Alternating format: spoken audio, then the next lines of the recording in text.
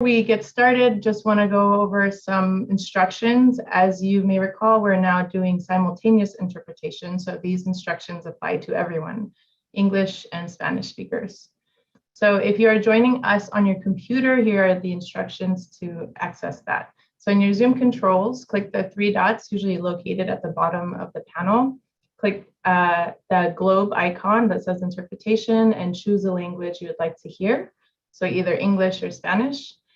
Please ensure that mute original audio is not selected. That way you can hear folks who are calling in through their cell phones or their phones. Otherwise, you won't hear them because they're in the main channel. So again, this applies to everyone, whether you're listening in English or Spanish. Please choose a channel. I'm going to let Emilia give the instructions in Spanish.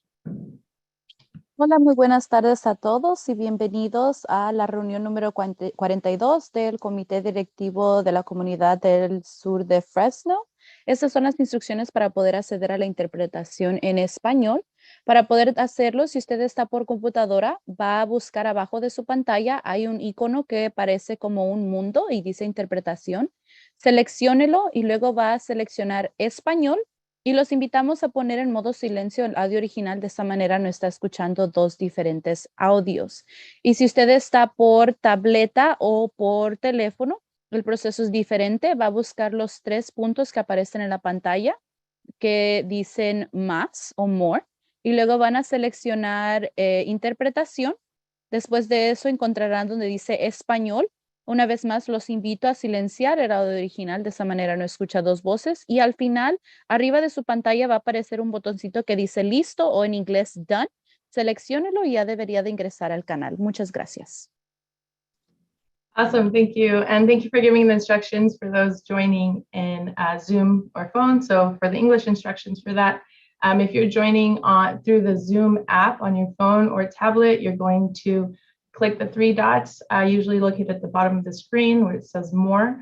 That should open up a drop-down menu. Then you'll select language interpretation. Again, you'll have to choose English or Spanish and ensure that mute original audio is not selected. Again, everyone, please join the channel so that you can hear the meeting. All right. Before we get started, please make sure your screen name reflects this naming convention if you're a CSC member and or resident. So if you are a CSC member, please put CSC in front of your full name. If you're a resident and CSC member, please put an R in front of your full name. Again, you could access that by clicking the three dots and clicking rename. Having the correct screen name is important for us to track attendance properly, especially for those participating in the stipend program. So we appreciate you doing this. And for all other participants, please use this naming convention with your first name and last name followed by your organization or agency. So if you're public, you would put a P. Otherwise, you would put an organization at the end of your name. And just a few reminders for the virtual meeting etiquette. Please ensure your mic is on mute unless you're speaking or planning to speak. If you're calling in by phone, you'll need to press *6 to mute and unmute. If you have a question or comment, please raise your hand on Zoom. If you're calling in by phone, you will need to press *9. As a reminder to residents participating in the stipend program, you will need to stay at least 75% of the meeting to be eligible for a stipend. So our meeting officially started at 5:30 p.m. tonight, which means you will need to stay until at least 7 p.m. to be eligible for this month's stipend.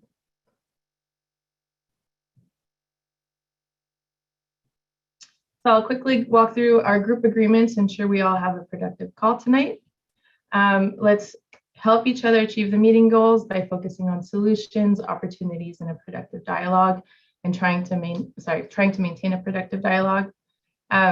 We're a large group, so we want to be sure everyone has a chance to participate. So if you tend to speak up a lot during the meetings, we encourage you to make space for others. And if you tend to stay quiet or feel too shy during the meeting, we welcome you to take up space and share your ideas with the group. Please remember to be civil and respectful. It's always okay to disagree, and this can be done in a respectful manner. stay on point and on time. So we have a packed agenda today, so let's try to stay on point and stay on time by keeping your comments brief and to the point. This will also allow for space for others to speak and ask questions. Attack the problem, not the person. So whenever there's a disagreement, please remember to attack the problem, not the person. Please honor each other's humanity and dignity. We're always humans before any other roles or positions we hold. And lastly, let's please do our best to seek common ground and find opportunities to identify solutions, as we're all here for the same reason. So this is our agenda for the evening. We will start off with a review of action items to provide an update to the CSC on our progress. We'll then spend a bulk of the time going over updates on Serp incentive measures, which will include a discussion and questions and answers. And then after that, we will hear from subcommittees and agencies of standing updates. I know it's been a few months since we've had these, and it would be great for the CSC to receive verbal live standing updates before more time passes and the list just gets longer. And then we'll close out with action items. So we'll review the action items, confirm that with the group, invite a co-host, and then open it up to public comment. So as usual, we have quite a full agenda. And as a reminder, you can propose agenda topics at the agenda setting meetings at the end of every CSC call, or by sending an email or calling the AIR district. With that said, are there any questions or proposed amendments to the agenda? I'm gonna look at my screen to make sure I'm not missing anyone. Okay. All right. So with that said, I'm gonna pass it off to Jess, or I'm looking for everyone on the screen with opening remarks, and Ed as well, our co-host tonight. Thanks, Jem. I will keep it brief. I just want to welcome you all. Thank Ed Ward so much for his work in helping prepare not only the agenda for tonight, giving a lot of great feedback. You probably noticed that some of the wording changed from the draft to the final based on a lot of just interest from Ed to keep things accessible. And that's really hopefully reflected as well in the presentation we plan to give tonight. We have a lot to talk about, so I'll definitely pass it to Ed, but our goal tonight is to talk about things that's been a while since we've talked about, and that's a lot of the incentives measures.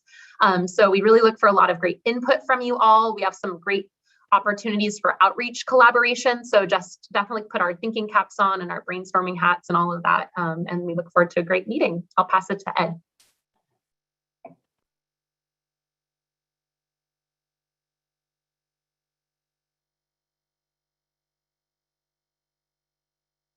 Sorry, wouldn't you know, when I went to unmute myself, the screen left me. So first of all, I want to thank everyone.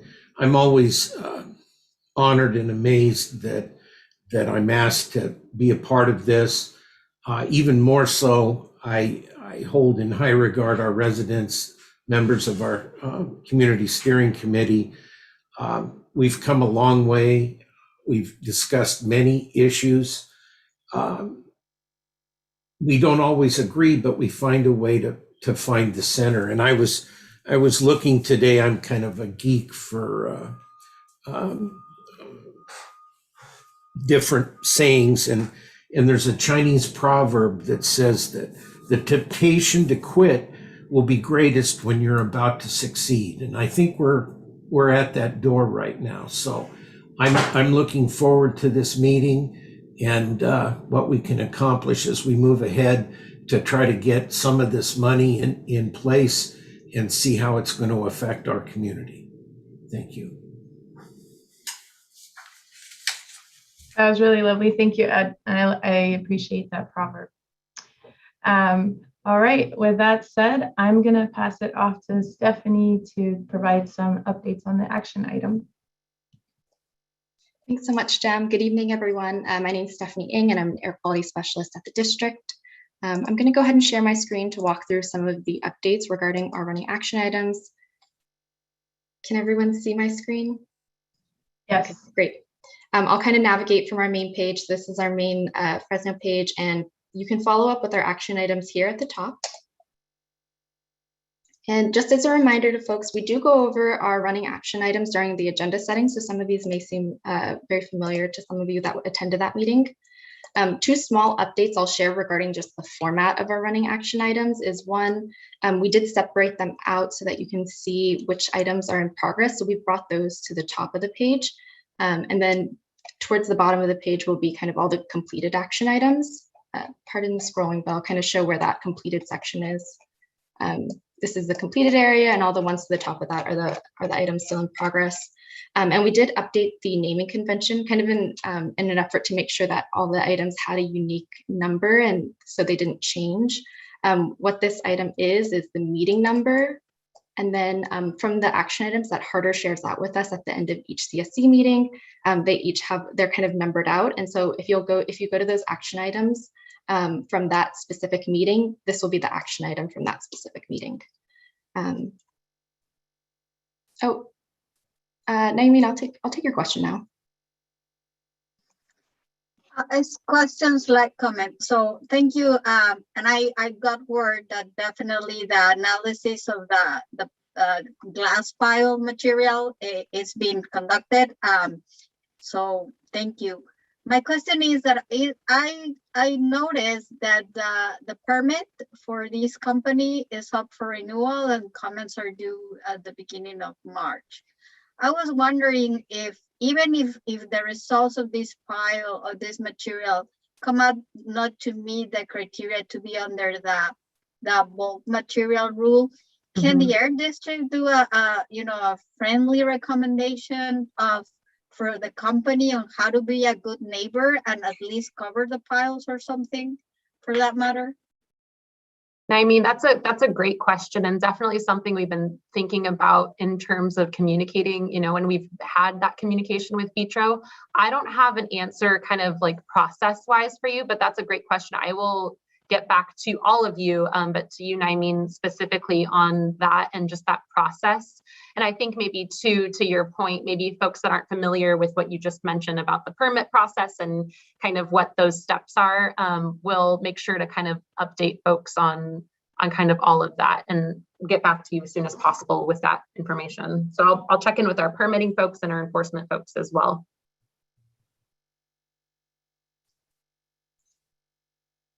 Thanks, Naimeen and Jess. Yeah, just as an early preview, so this first item is regarding the action item is the Air District will continuously update CSC regarding current Vitro architectural glass pile inspection and lab results.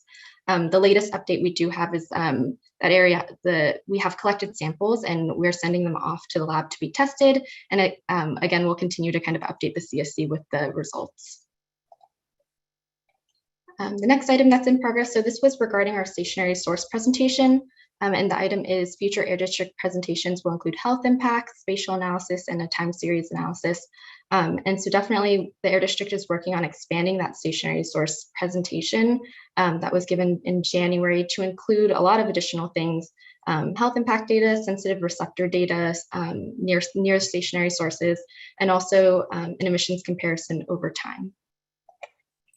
Stephanie, in that meeting is where the plan is to make that a separate meeting so that we can thoroughly go over those issues, correct? I think right now that is kind of to be determined, and those that were at the agenda setting and facilitator remind me, at the agenda setting, we were thinking at the end of today's call when we talk about next steps, we can decide exactly that, Ed, if it's sort of a separate meeting or if it's as a part of our next meeting. Okay, great. Yeah, we'll definitely make sure to make time to discuss what time we want to use, but we will make time to continue that conversation. Thanks for the reminder, Ed. Thanks, Ed. And similarly, this item is also regarding the stationary source presentation and in regards to kind of requesting a larger area to assess how pollutants are impacting the community outside of stationary sources. So again, we'll plan to include in that updated presentation information regarding sensitive receptors near stationary sources. Another item we have also related that came out of our stationary source presentation is the request to include industry folks at future meetings so they can respond to our concerns. And the Air District will be working on with stakeholders kind of in response to this. And then another pending item we have is in our last meeting, a request for a Measure P presentation at the next Urban Greening and Vegetative Barriers Subcommittee. And as an early preview, we are working with Kimberly McCoy to be able to provide a Measure P presentation during our next Urban Greening and Vegetative Subcommittee meeting, which will be on February 22nd at 1 p.m. And we did send an email regarding that this evening. And I'll go ahead and move us forward to some of our recent completed items. So you might be noticing some highlights on there. One of the requests was for the Air District to highlight new updates on the tracker. And so you will see it kind of as the months go on, the recent changes will be highlighted so you can kind of, it draws your attention to that item. And some of these are kind of Air District kind of like, oh, you might have emailed this or sent this out to the CSC, so I won't spend too much detail on that. But another item we had that was completed is the Hardware Company put together a Google form to collect CSC contact information. Those that completed the form, all of that CSC contact information was compiled and is posted here on this link as well. And this Google form can be ongoing. And so if folks are interested in still sharing their contact information, that Google form still lives here, that link. So you can definitely still add your information. And as updates come, we'll update it on the website. Another item here that was Steph, can I ask a quick question? Sure. So the contact information is really held within this. It's not a part of the roster when you go in and look at the SB or AB 617 roster. Is that correct? Yeah, that's correct. And this came out of a request from the CSC to maybe in an effort to reach out to CSC members regarding any projects or anything they might want to share out to the CSC. Folks that were interested in receiving these updates shared out their contact information to this Google form. And so that's what's available on the website. Thank you. Jem, I don't know if you had anything else to add. I saw you unmuted. Oh, no, you covered it. It's just anyone who voluntarily wanted to share their information outside of the Air District. So this is accessible to anyone who can access the Air District website. And we'll share my screen toward the end of the meeting to show you where that lives. Thanks, Steph. Sounds good. Just a couple more items here. Another action item was for the Air District to follow up with the CSC regarding commenting on the District 3 neighborhood industrial overlay. And while the district didn't initially provide comment, the district is working with the city to continue to provide comment on that project. And the last item I'll share is, actually second to last, another action item, Air District will continue quarterly updates on Serp enforcement commitments. And so it has been a minute, but we'll plan to bring out an upcoming meeting, a quarterly enforcement report. And kind of the last update I'll share is this one. The CSC is invited to fill out a Measure P survey to help guide allocations. And so you can find the link here. And this is the actual last one. The CSC members requested the creation of a Gantt chart or a timeline to display targeted milestones and deadlines. And so the Air District and Hardware Company collaborated on a timeline. The link is here to show milestones for upcoming Serp incentive measures. And we'll plan to use this chart. And then also CSC feedback we'll hope to get today to inform upcoming agenda items. And so you'll see in this presentation, we have lined up the timeline that we collaborated with Hardware on. All right, those are all the items I plan to share. Does anyone have any questions? No one's going to believe you when you say last item anymore, Steph. I know. There's many items on here. This is a growing list. If anyone has any feedback on like the usability and the format of it, we're totally open. This is hopefully a document for the CSC to use to kind of keep track of what's happening at the meeting. So if y'all have any feedback on it, please feel free to share. Thank you. Awesome. Thank you, Steph, for that update. Any questions or comments or feedback? All right. Thank you, Steph. So moving along, I'm going to pass it off to Ed to tee us off for the next agenda item, which will be update on Serp incentive measures. Go for it, Ed. Thank you, Jim. I'm really excited tonight because we want to look at specifically 4 different areas that we've already come to terms with, we talked about long ago, that are funded. We want to see what are the I hope this section will become a brainstorm. What do we need to do to get that money out, to get it working so that we can evaluate its benefit within the community?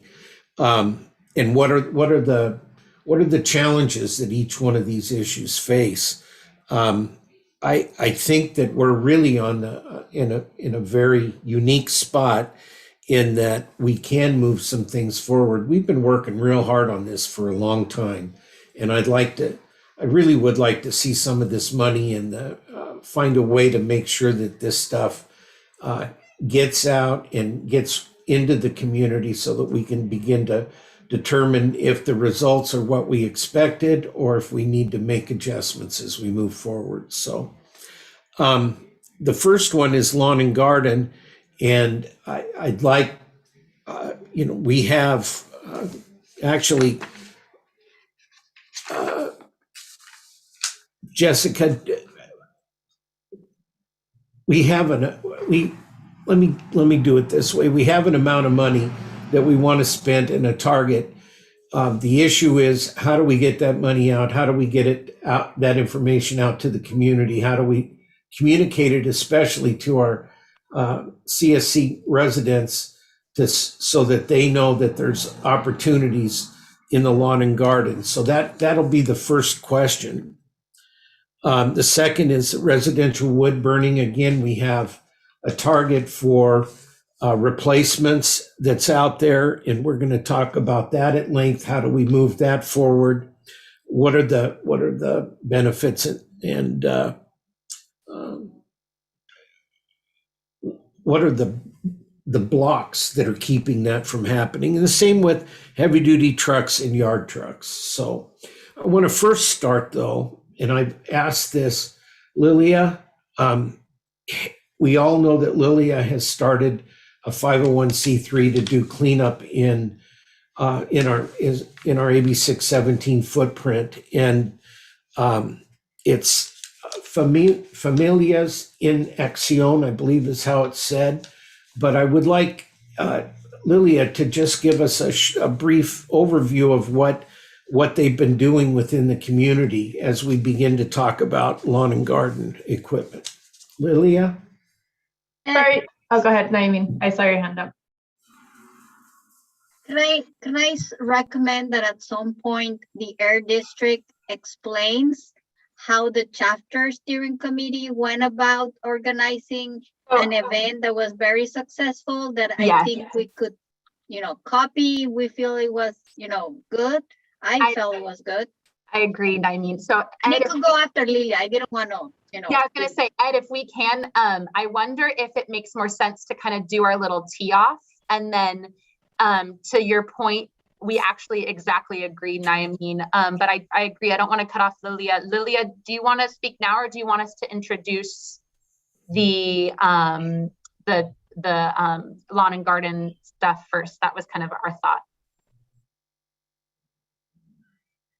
Yo pienso que todo es importante. Buenas tardes a todos. Todo es importante, pero tiene razón Ayamin también. Todo, en este caso, me gustaría que siguiéramos la agenda, pero si hay un espacio vacante para Familias en Acción, aquí voy a estar. Yo no me voy a ir de la pantalla, eso se los prometo. Aquí voy a estar. Yo tengo el tiempo que ustedes necesiten para poder exponer lo que Familias en Acción estamos haciendo. Si quieren seguir con la agenda, pueden seguir con la agenda y yo voy a seguir aquí todavía.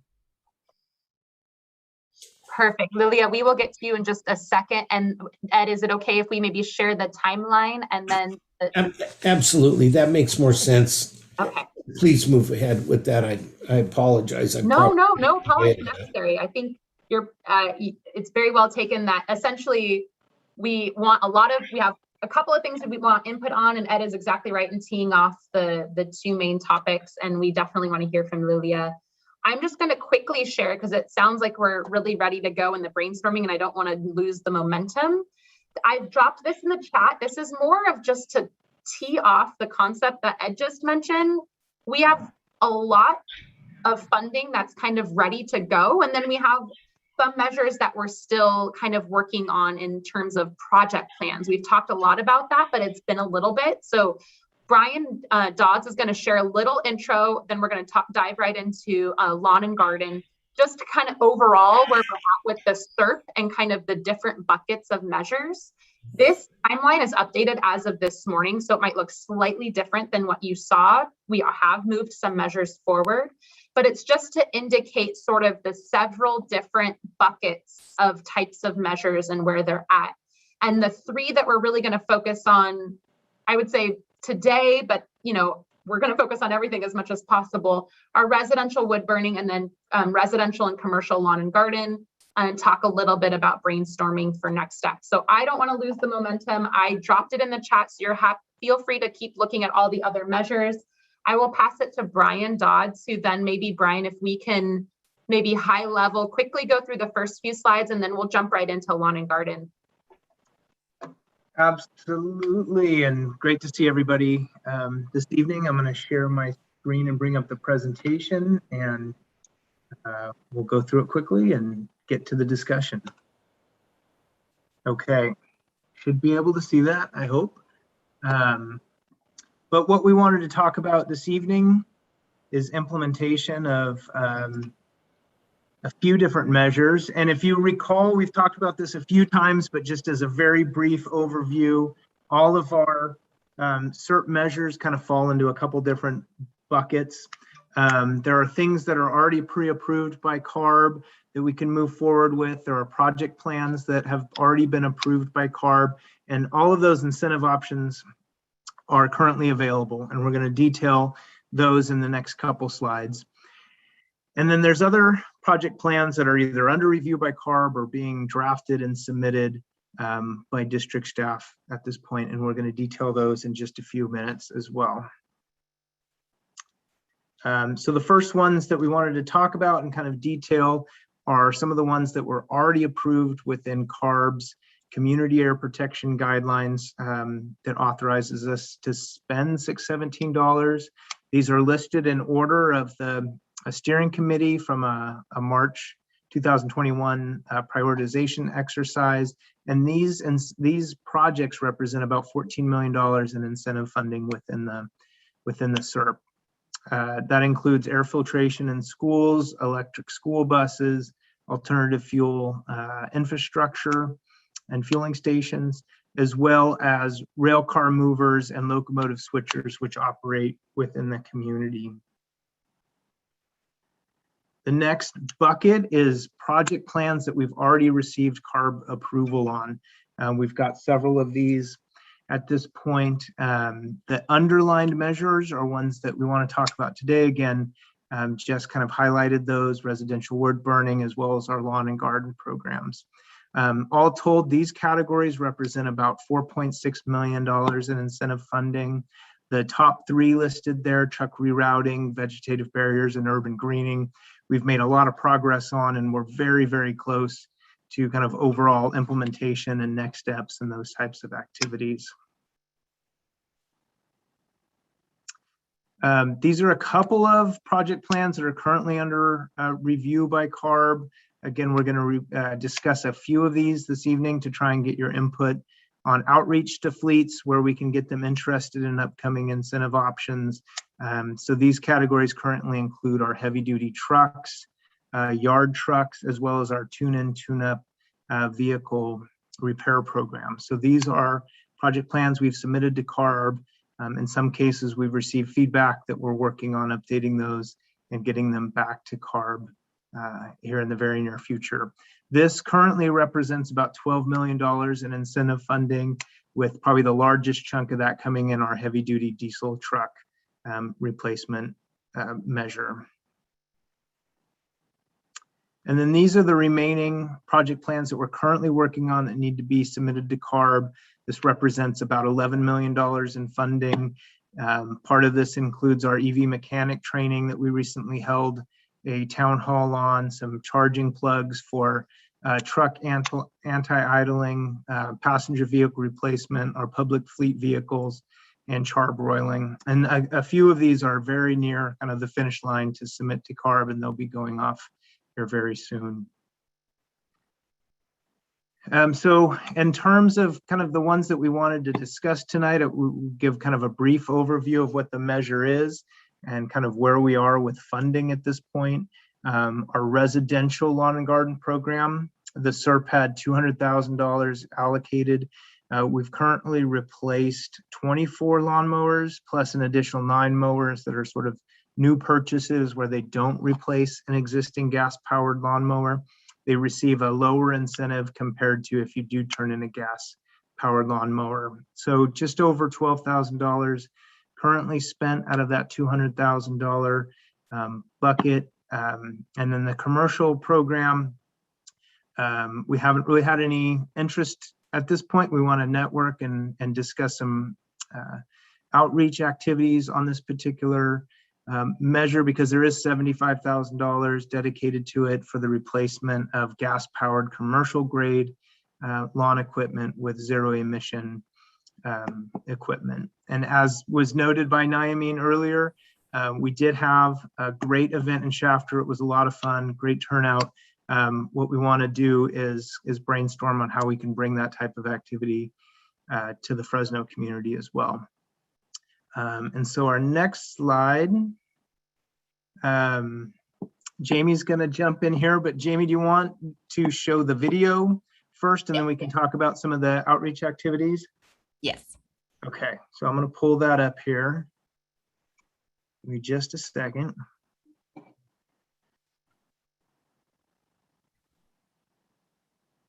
Oop, I'm going to pause that.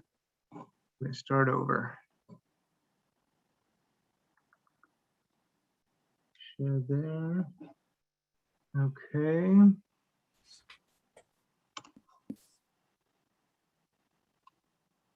Okay. Is the YouTube video up now for everybody?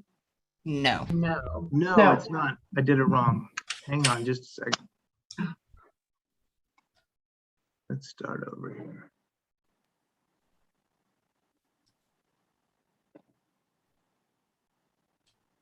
Yes. Now, there we go. All right, here it goes. We're in Shafter this morning, Floyd's Hardware. We've got our Clean Green Yard Machine Trade-In event. People are bringing in their old gas-powered lawnmowers, dropping them off at our dismantler, and they're getting a brand new electric steel lawnmower. Here in Shafter, we've been meeting with residents for the past couple of years to figure out which measures they want to implement within their own community to help clean the air. Something that I really love is that it's a community effort. It's an effort that residents have been fighting for a while, and now it's finally coming up. Saw a promotion for the battery-operated mowers and said, you know what, better than the gas fumes, get the electric.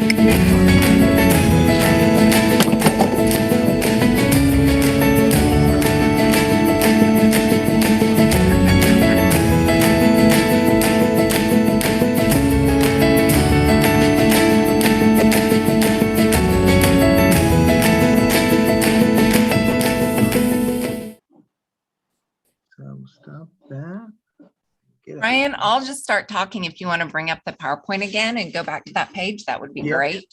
Perfect. So the idea is that we do a similar event in Fresno. We don't have to. It's really what your team, what this community would like to see happen. We have put a little bit of thought into it, though. If this is something that we do want to happen, we think we could probably do about 300 mowers over the course of one kind of morning, one Saturday or Sunday, morning, afternoon. More than that, you get a little challenge with just managing the traffic that brings about. So that's based on how we do our tune-in, tune-up events.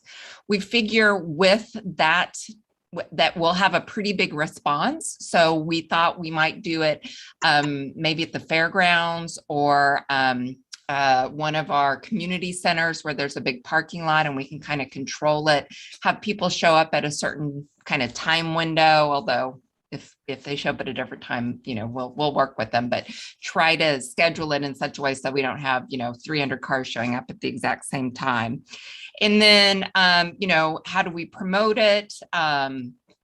In Shafter, we gave away those steel mowers. They're really nice. Brian, correct me, I think it was about a $400 mower, $450. It came with a battery and a charger. It is a higher end, mower. And there is some paperwork required. You do have to verify that you live in the community. You have to verify that you're going to use it. You have to bring in an old gas powered mower to be crushed. So there is some paperwork that goes with it. What we did in Shafter is we tried to get as much of that paperwork done before the event as possible.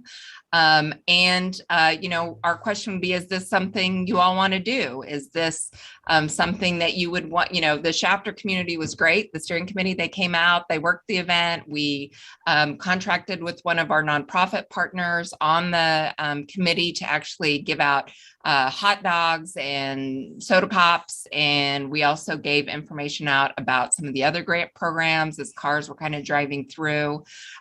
So we made it kind of a fun event. We had a radio station that came out and kind of just built some excitement, Spanish radio station that built some of the excitement about the event. So my question for you all about the residential lawnmower event is, do you want to do this? When do you want to do this? We would hope to do it before it gets super hot. Just because I don't think any of us want to be standing in 110 degree heat. Who can help us if we want to do that?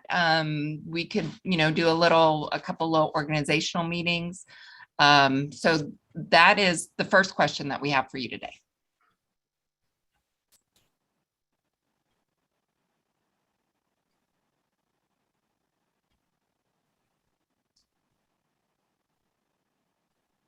Thumbs up, thumbs down. Do you want to move forward? What do you think? I'm hoping that we get some response from our CSC members, but I'm thrilled seeing what Shafter's doing. I think this is a great opportunity, not just to move lawnmowers into the community, but also to provide additional information on the other programs that we have funded. And I think this is really an opportunity for all of the CSC. I noticed that just my first comment is that I noticed Air District people in it, but were there CSC people from Shafter involved? Great. Yes, and actually we probably had about 6 or 7 of the Shafter members, and actually they weren't hauling the equipment. We don't want anyone to hurt themselves, so we're kind of picky about that, but they did a whole kind of snack booth for anyone driving by to give free snacks for folks. They also helped us pass out information, and it was great because it was most of their Spanish speaking community members, and they really helped because almost everyone that came through the line, I'd say 70% of them were Spanish speaking. So, and I will say, we did this last November. So it was one of our first events since COVID. And folks, it was really fun. It really was.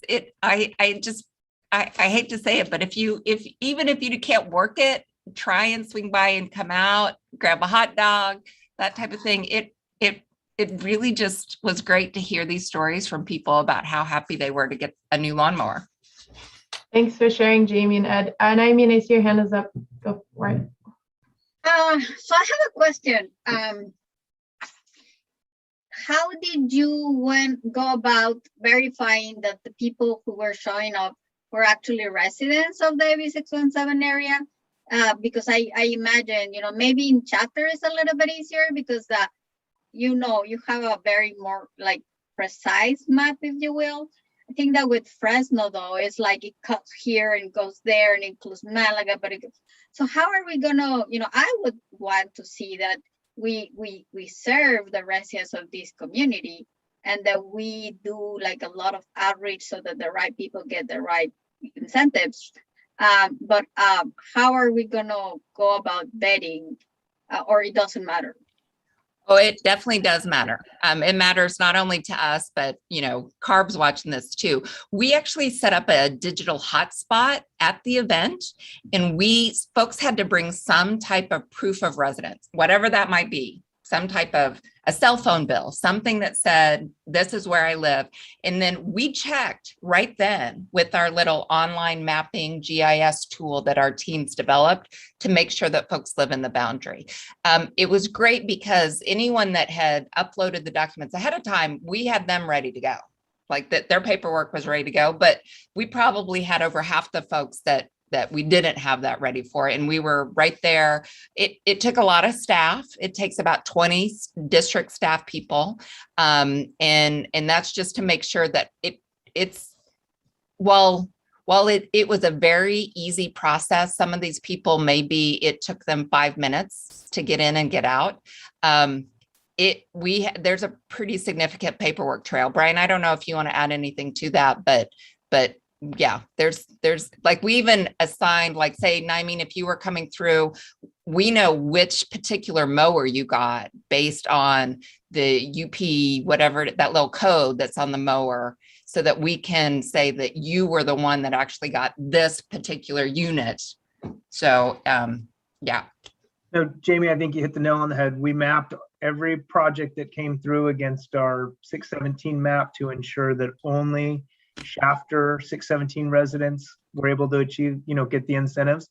There were a few people who didn't live in the community, and we had to tell them, we have this other program, but this is only reserved today for the 617 community members. So people were very understanding, and we recognize the importance of ensuring that incentives would only go in this event to residents of the Fresno 617 community. Thank you. Naimeen, is that a new hand? Oh, no, sorry.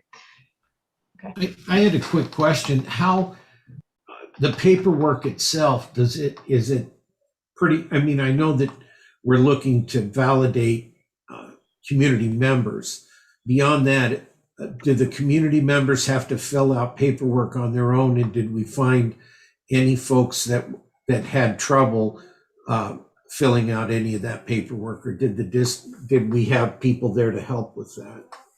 What they do have to fill out paperwork, but I would say that in most cases, we literally were holding a clipboard and actually transcribing what they told us.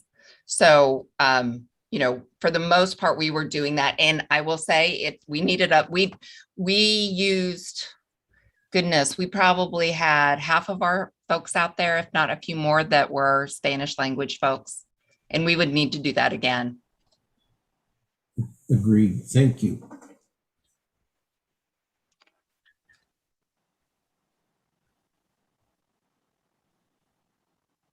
Any thoughts on maybe like locations for this event? We were able to use a local hardware store in Shafter that kind of had an easy access in and out, but not sure kind of what options we might have in the Fresno community. So any suggestions for either schools or other hardware stores or other locations?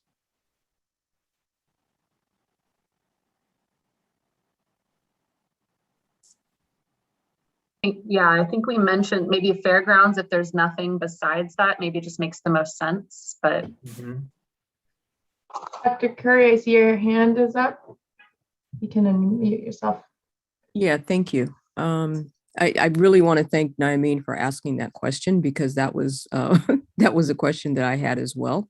In terms of location, I think because we're talking 617, that going to the fairgrounds may not be the most effective place, and that there may be some other locations in Southwest Fresno that could accommodate the kind of spacing that you need and the parking facility. And so I'm thinking of the regional center located on California Avenue that has a large parking lot.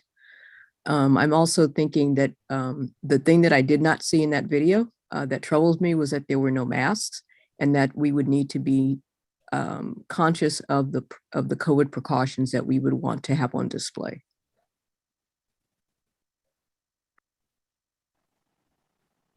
Otherwise, I do think it's a good idea, and I would want to make sure that all communities were aware of the opportunity. And so making sure that there's solid community outreach to all the communities that could be impacted. Thanks. Thank you for that, Dr. Curry. Lisa, I see your hand is up. Go for it. I'm thinking places like the TEDC Community Center would be good, working with the city to do the outreach as far as that's concerned. As far, in the tower, I would work with tower marketing because they're always looking at how to get their name out, how to get and do good deeds. I think that would be really good for the community. And plus they also have that Broadway Park that's coming in. That's basically a vacant lot at the moment that you could literally set up tents and do whatever you need to do there. It just doesn't have water and bathroom facilities.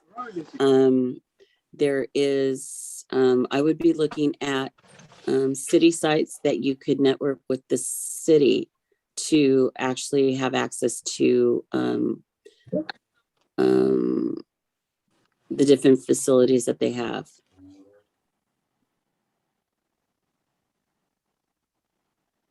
Thank you, Lisa. Thank you. Thanks, Lisa. Ivanka? Hi, everyone. This is just a question. What do other CSC members think about? We cover such a large area from Tower to Southwest to Southeast. The total number, if I know, Jamie, you said last time it was 300 units. Should we be worried about an equal balance of the machines going to each of the neighborhoods that we cover? Or is it just a first come, first serve? Or my concern is with the outreach is more, will one community have better outreach than another? And then the word spreads fast in one community over another. Should there be, with Shafter being so much smaller than the area that we cover, should that be a concern of saying, okay, we have this many, do we divide up how many units per area? It's a question, it's just the thought that I'm like, wait a minute. And it came about when I heard Dr. Curry saying West Regional Center, which is a huge parking lot. So is Ted C. Willis, which is a huge parking lot. But they're both two completely different communities. And so is this a thing where you might have to have more than one event day to serve folks who may not be able to travel that far or may not have, I don't know. I just see it a little bit different than Shafter. So what do you guys think about that comment?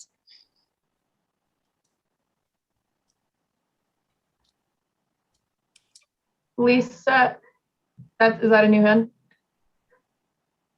No, but just to piggyback really quickly on Ivanka is, you might want to think about doing them by zip code, and the bigger zip codes of the Southwest and the Southeast area, you will have to have multiples. In the Tower District, I just look at it as you just hit all the residents with a mailer with a simple postcard announcing the event, and who shows up at Ted C. Because that's pretty much centrally located. Thank you, Lisa. All right, we got quite a few hands. Naimeen, then Genevieve, and then Dr. Curry. Yeah, well, I think that it might be more well suited for our Fresno area to do several events rather than one, because if we go to the west, then Malaga is far away, and etc. So to avoid all those situations that were explained in terms of transportation, access, and so on, maybe we need to do at least three, like one in Malaga, one in Central, and one in Southwest. I would like to suggest that we also add an income question, because I think that part of AB 617, a core principle of this program, is the equity. So I am sorry for all the Tower residents that are here, and it's not your fault that you were included. But we got to see what's the income level of a family in that Tower District versus someone in Southwest Fresno, Malaga. It's not the same. And I would recommend that we prioritize low-income residents over people that are, have higher incomes. Naomi, I probably make less money than people in Malaga and Calwa. So well, that I might be wrong, but I think what my point. But I do agree with you of having an income threshold though to get these. Okay, I agree. I'm sorry if I misspoke, but I do want to say no matter if you live in the area that, especially we're not going to have, let's say we have a high demand. How are we going to sort out how do we give the money? So I think we need to give the money to the lower income people. Yeah. Now, I mean, if I could jump in real quick and explain another kind of aspect of the Shafter event that worked really well that I think we'd like to incorporate into a Fresno event is that we asked people to kind of like pre-register, kind of collect their information as far as addresses so we can map some of the things ahead of time.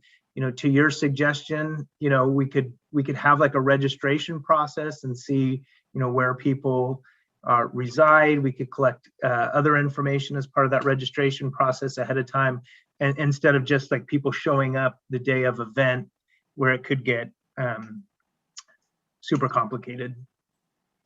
Or people get really disappointed. That's what we don't want to happen. Genevieve, go for it. Hi, yeah, I was just having the exact same thoughts that Ivanka and Nayamin shared. Fresno is a big place, and I think having multiple meetings would be useful and would advocate for Southwest Fresno and Malaga and Calwa. And I was also concerned about the Tower District eating up all of the equipment, and so definitely in favor of an income level to make sure that we're not just giving away free lawnmowers to people who can afford them. And a quick question, would this be for commercial or residential? This is residential. Okay. So yeah, those are my comments. Thank you. Thank you, Genevieve. Dr. Curry, go for it. Yeah, how many prospective lawnmowers are we expecting the funds would cover so that we have an idea of how many people really could access the lawnmowers? And will that drive or change the ways that we structure? I agree with having multiple locations so that it's more convenient, but also that it hits the communities that need.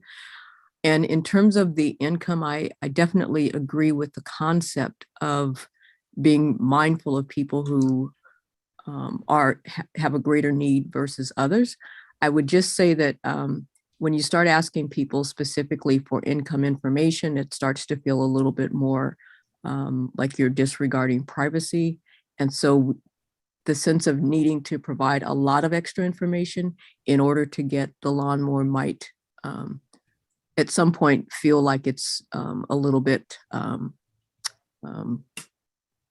what's the word?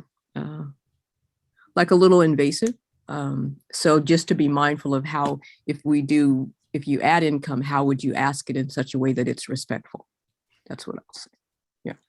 Just to quickly answer Dr. Curry's question, we have funding for about 500 pieces of equipment under this measure, and we've to date funded about 20 pieces of equipment.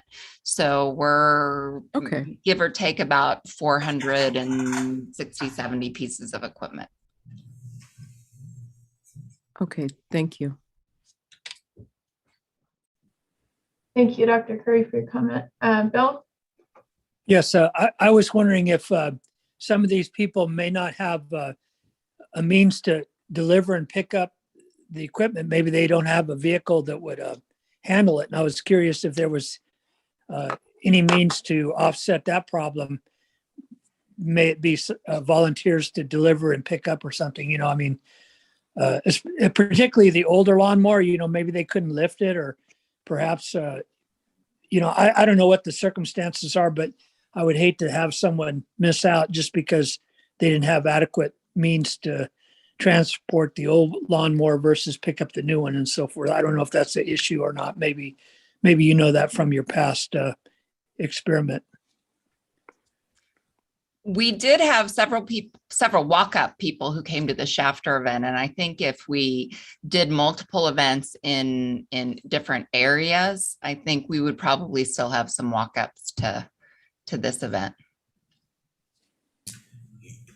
Just to Bill's comment, though, I think that's a real valid point that some of the folks may not have the ability to move an older lawnmower away from their home and pick up a new one. And maybe that's one of the things that we might add into the process is delivery or pickup and assisted delivery.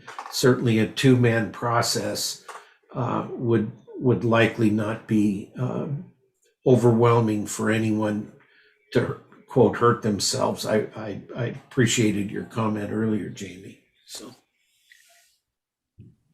I wonder if part of our partnership and outreach with you all that hopefully want to partner with us on running this event, maybe that can be part of our brainstorm a little bit as well, of how do we make sure it's accessible for folks in that regard. That's something I think, to everyone's point, we didn't quite have that issue in Shafter, or at least if we did, that we connected people to the right people. And maybe that's what we need to do, is connect folks to others that can maybe help them get to the event.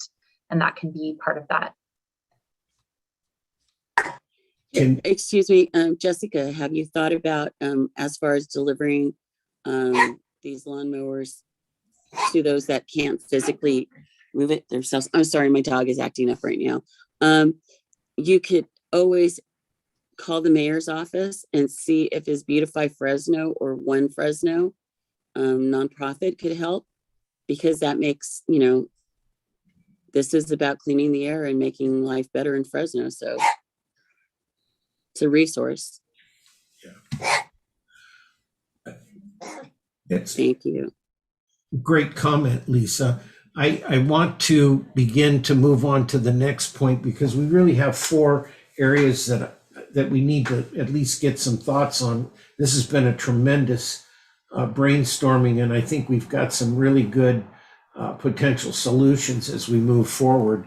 I would like— Sorry, Ed, just really quickly, there's a comment. So before we move on to the next, Ivanka asked a question if we could use AD inspectors trucks. I don't know if you all can now answer that now, and then we could move on. Sorry to interrupt, Ed. No problem. I don't have an answer to that. I know we run into insurance issues with some of this stuff, and so we'll have to look. Okay, so we'll add that as a follow-up action item. Thank you. So Jen, you have a pretty comprehensive list of some options that we have to move that forward. I wanted to ask Lilia if she wanted to talk about her latest projects briefly. And this would be a good time, and then we'll move on to residential wood burning.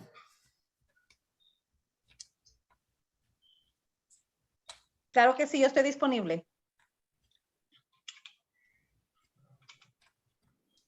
¿Están de acuerdo? Oh. Ok. Pues gracias por su tiempo. Aquí le estamos haciendo una pequeña presentación de lo que está haciendo actualmente Familias en Acción. Familias en Acción ya tiene aproximadamente 7 años trabajando con la comunidad voluntariamente. Actualmente estamos trabajando por una organización no lucrativa con el nombre de Familias en Acción. Es fundada de familias para familias. Actualmente estamos en 2 meses, estoy hablando de noviembre y diciembre, se limpiaron alrededor de 103 propiedades por la parte de atrás. Esto que está enseñando Ana en la pantalla son las muestras que hemos hecho del antes y el después. Hay muchos contaminantes que ustedes pueden apreciar allí. Todo eso es lo que hace Familias en Acción. Entonces somos, como dije ya anteriormente, somos un equipo de familias para familias y ayudarnos entre nosotros los residentes. Todos estos callejones que estamos limpiando, se unen los vecinos, se une la comunidad, todos son voluntarios. Y por este medio yo agradezco a Ed por el patrocinio que nos dio. Como ustedes pueden ver al fondo está mi camionetita, siempre la traigo cargada con todas las herramientas. Es un poquito complicado porque van a ver más adelante, quizás van a ver el fondo de mi camioneta. Le tengo que poner las palas, los rastrillos, todo lo que actualmente traigo allí. Entonces, todo es prestado, no es de nosotros. Entonces, ahorita las herramientas que ustedes nos están proporcionando son lo que va a ser de Familias en Acción, ya de ellos. Vamos a ser dueños de herramientas gracias a ustedes. Y, ¿por qué no? Tenemos un plan que en un futuro Dios nos va a escuchar y nos van a donar una camioneta pequeña. Yo digo, no importa el año que sea, solamente que arrastre la trailita que Ed nos está donando para poder llevar nuestras herramientas y poder también llevar alimentos, porque últimamente estamos trabajando en llevar alimentos también a las familias en necesidad. Entonces, todo esto lo estamos haciendo, ustedes pueden apreciar, son muchos contaminantes, más adelante van a haber refrigeradores, van a haber lavadoras, van a haber muchas botellas de aceite tiradas en mitad de los callejones. Todo esto nos está contaminando el medio ambiente. No quise poner los gatos muertos porque eso es muy fuerte para poner animales muertos, porque eso es lo que se respira en nuestras áreas. Entonces es muy cochino, entonces decidí no ponerlo. Pero les estoy compartiendo parte del equipo que somos Familias en Acción, como ya lo dije anteriormente. Son de familias para familias y ayudarnos en nuestra comunidad, principalmente del sureste de Fresno. Hoy en día tenemos un límite. Solamente podemos ayudar en cierta área que viene siendo, les voy a dar las ubicaciones principales, que viene siendo desde la Tulare hasta la Butler, de la Hazelwood hacia la Cedar. Familias en Acción caminaba Fresno completo, no solamente esa área. Entonces, ahorita nos pusieron un límite porque es mucho trabajo para Familias en Acción, de verdad. Entonces, sé que con los árboles que se van a plantar ya están aprobados por la ciudad de Fresno, donde los vamos a plantar. Entonces, es otro proyecto grande que vamos a llevar hacia adelante para que esto se vea más bonito y tengamos más áreas verdes en nuestras comunidades y se vea más, respiremos mejor aire y no tengamos que ir hasta las montañas a respirar este aire. Así es que Familias en Acción, vamos a estar aquí trabajando con su ayuda, con la ayuda de la comunidad y la ayuda de todas las personas que quieran ayudarnos y principalmente con la ayuda del de allá arriba. Muchas gracias. Gracias, Ed, nuevamente. Gracias a todo el equipo, a todos ustedes por su ayuda para Familias en Acción. Dios me los pague, Dios me los bendiga. Lilia, that's amazing, and I can't tell you how nice it is to see the work that you're doing in your community and making a difference. That's really why we're here in these types of meetings. So great job, not just good job, great job. So thank you so much. Let's begin, if we can, move the discussion on to residential wood burning and the opportunities that may afford. And we'll open up the thoughts and see how we might be able to get 500 devices out in our community. This is a significant issue because we want to reduce that PM 2.5, that haze that winds up showing up on those cold mornings and then later on in the summer times, that same issue from overnight heating. So thoughts and ideas, please. Yeah, thanks, Ed. And maybe if I could just for some background, for some feedback, the Serp measure has $1.5 million in funding for this wood burning change out program. That's roughly 500 devices that we can do. We've done 20 since the project plan was approved in November. So over the last couple of months, about 20, but still a very long way to go in terms of the implementation of this measure. For reference, this would be taking either an open hearth fireplace or another wood burning device and converting it to natural gas, a natural gas unit, an insert there. And the $3,000 can cover a pretty high portion of the cost. We've seen the total cost on some of these range starting at about $3,000. Probably $3,500 is probably a good expectation for the cost on some of these devices. So with a few $100s out of pocket, somebody could replace their wood burning device with a natural gas unit. And Jamie was going to touch on some of the outreach activities that we were doing and some of the conversations that have come up as part of implementation of this measure.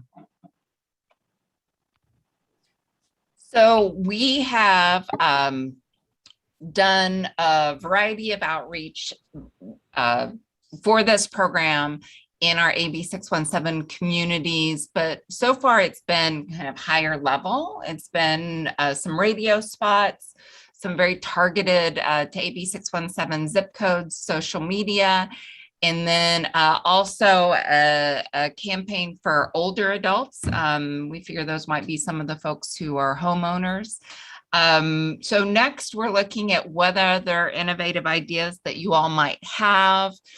One of the suggestions that has come up is to do a mini grant program, to do grassroots on the ground outreach in our AB 617 community and reach out to some of the organizations that may not really be participating so much in the AB 617 process.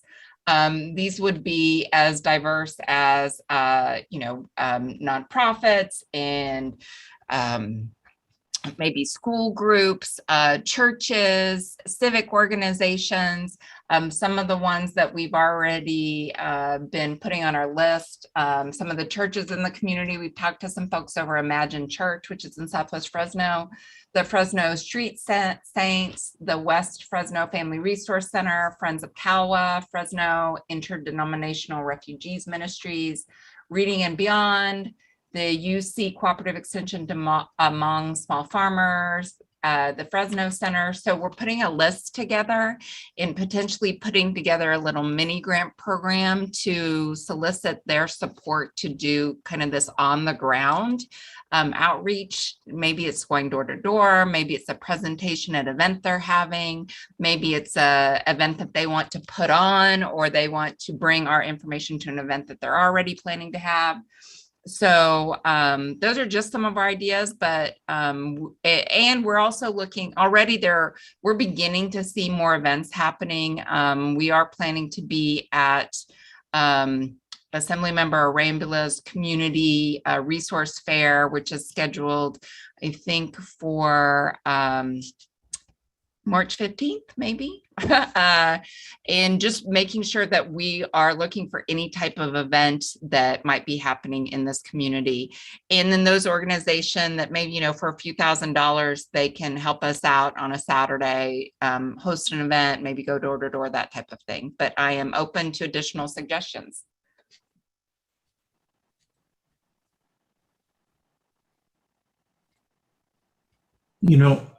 I had a question, and Brian, you mentioned that there's some dollars that recipients may need to put out to make this thing work for their homes.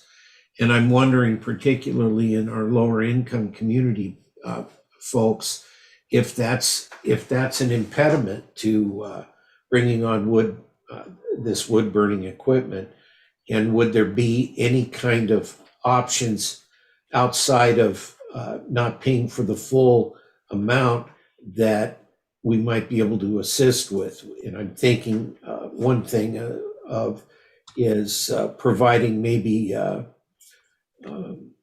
short loan for a period of time if there is additional money that's necessary. Or could we bump the funding so that for those individuals that are low income and need the heat in their home, we could fully cover the cost of that? Just a couple of thoughts on my behalf. And I will add that I hope that we can get everyone involved in this fairly quickly, because we do need to move on to future agenda items. So, Bill, I see your hand is up, but just want to check if Brian or Jamie wanted to respond. Yeah, and Ed, great questions. And to be clear, there are units that we've seen come through the program that are right at $3,000. So somebody can work with our participating retailers and get a new unit for in some cases 0 out of pocket. But we do see kind of quite a few in the $3,000 to $3,500 range. I think in terms of some of your other questions, we don't currently have the ability to adjust the incentive amounts. These were kind of outlined in the Serp and in our approved project plan. But if we're seeing that that's a significant barrier for participation, I think we can always go back and revisit that in the future for sure. Thank you, Brian. Go ahead, Ed. Before I call on you, Bill, I just want to quickly read the comments in the chat before they get lost. We have a CSC comment, Keith talked to their assistant superintendent for the electric lawnmower exchange and can offer the district office at South and Highway 41, or if that doesn't work, West Fresno Schools by North and Highway 41. So just want to point that out for the AD or for the district. And there's been a question, has any attempt been made to identify those homes in the South Fresno 617 area that have no access to natural gas and no other source of heat? Would either of you really quickly answer that, and then we can go to Bill? Our compliance team has done some of that analysis regarding the natural gas.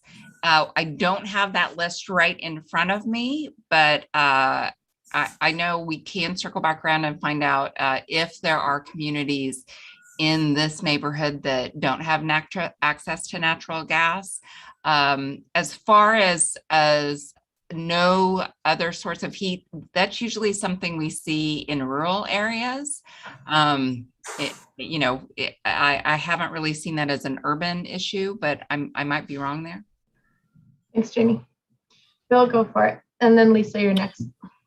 Yeah, my question was similar to that about the natural gas, because I could see where if they didn't have natural gas to a fireplace, it could be quite expensive, to get the natural gas or repipe it or whatever. So my question is, are there any electric alternatives available that might circumvent having a natural gas unit?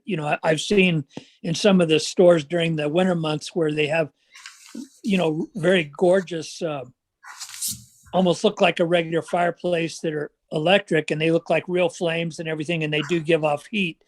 But I don't know if there's anything else that would be made that would take the place of a natural gas unit. With most everybody has electricity versus maybe quite a few people might, if they had natural gas, they may not have it available to their fireplace or whatever they were replacing.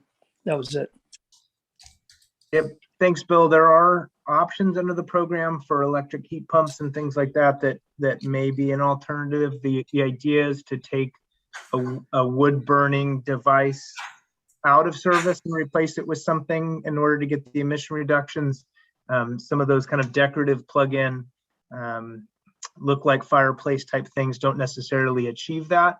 But we do want to try and make sure that the program can work, and there are options for people. So I think the best thing for a lot of people to do is to definitely consult with a retailer to see what options are going to work for them, or contact district staff with questions about how the program can work and various options in terms of what they're currently set up with at their house. Thanks both. All right, Lisa, go for it. I'm wondering if we could actually re-examine the match that the community member has to pay, because as you know, we're coming out of COVID, and I just went grocery shopping today, and when my groceries arrived, let me tell you, my bill went up $10 for stuff that shouldn't have cost me that much more from last week. So people's incomes are going to be really hit hard in the next 6 months to a year. So until everything stabilizes. So if we could take more of the burden off the residents, that would be really, really super good, especially as we're coming out of winter, because as well as you have to think about the economy hasn't been really good the last 2-3 years. We're going on year 3 here, and a lot of people are behind probably on their PG&E bills.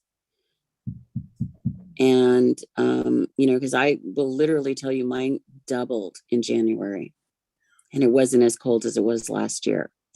So when you're at a certain income level and you're seeing you want to do this, but you can't make the match or what comes out of your pocket, it's a great deterrent to people. So how can we go back and maybe massage our numbers to be of benefit to the community? Thank you. Lisa, thank you for your comments, and certainly we can put that in the action items, Jim, to make sure that we follow up with the answers to that question. The district can look into it. But I do need to say that we do need to move on to the standing updates to keep everything on track. We will discuss the heavy duty trucks and yard trucks in future meetings. So I want to thank everyone for the brainstorming efforts. I think we have some great solutions, and we'll look at how we're going to make this stuff happen right away. So let's move on to standing updates if we could. Thanks, Ed. Really quickly, I see Genevieve has her hand up. Sorry. Yeah, I'll be really short. I just wanted to bounce off of what was just said by Lisa, that increasing incentives for those in the 617 community could be really helpful, because I remember I looked into doing this in my home, and it also required running new natural gas lines into my living room, and the cost of that was going to be pretty high, became prohibitive. So sometimes it's not just the cost of the unit itself, but the whole installation process. So I just wanted to add that in. Thank you, Genevieve. Good point. Jessica, can we move forward with the standing updates then? Yes, and I just want to thank you all. Definitely a lot to think about, and certainly I think we're open to a lot of the different suggestions. We hear you, and we're definitely seeing the same thing across the district on a lot of the concerns you all brought up. So we'll definitely move forward with some of these standing updates. Like Jen mentioned, it's been a minute since we've said some of these because we were sending them out via email, but we do recognize you also get a lot of emails from us. So we just wanted to take a little bit of time to verbalize some next steps. So the first really quick update, as Stephanie mentioned earlier, we do have a tree subcommittee we have finally scheduled. It took some time. We revamped the RFP. We have released that with that rescheduling. So you should have that in your email. But Stephanie, if you could drop in the chat as well. Those of you who request or that we've typically sent paper copies to, we will also get those out to you. We just posted it today, so we will get those out to you ASAP. And that meeting again is on February 22nd. Ooh, and I'm stalling because I don't have it up with the time. And it's at what time, Stephanie? 1 p.m. And so that was based on the doodle poll. As mentioned, we will go over the RFP, and we will also work with Kimberly McCoy to have a Measure P presentation.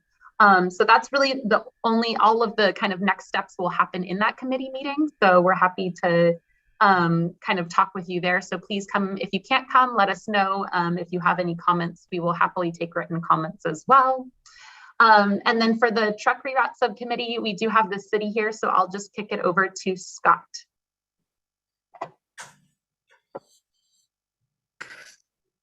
All right, good evening, everyone. Scott Mosier, City of Fresno.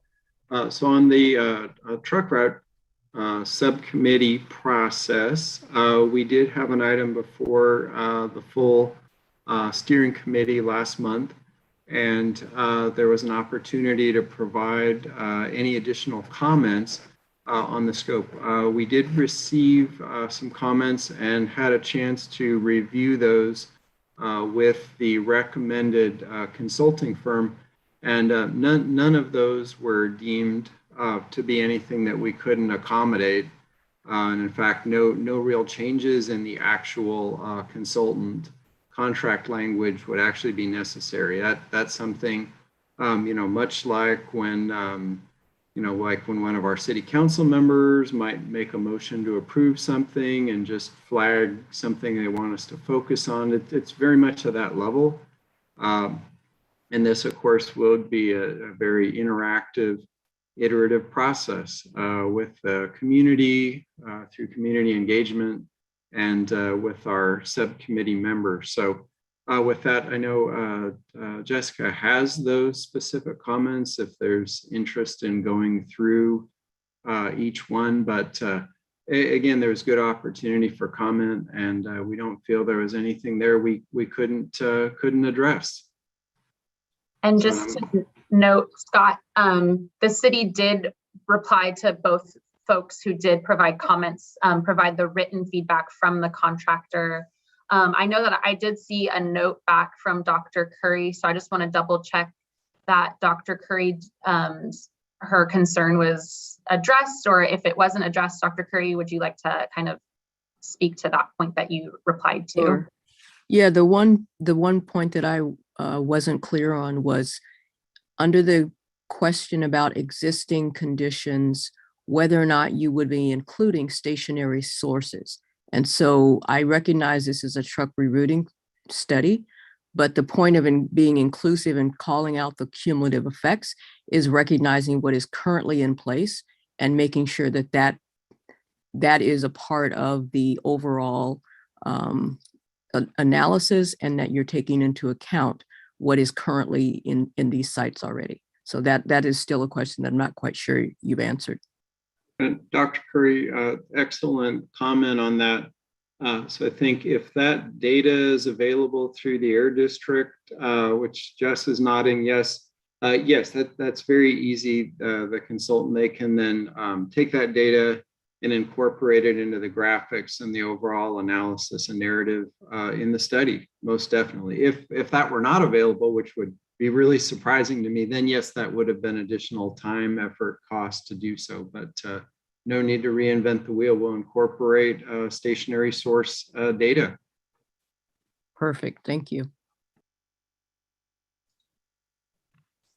So based on last meeting and based on my understanding from Harder & Company's direction, and last meeting, our co-host helped us sort of guide the next steps for this, was if there were any additional comments, the city was going to take those into account and see if they actually required anything contractually.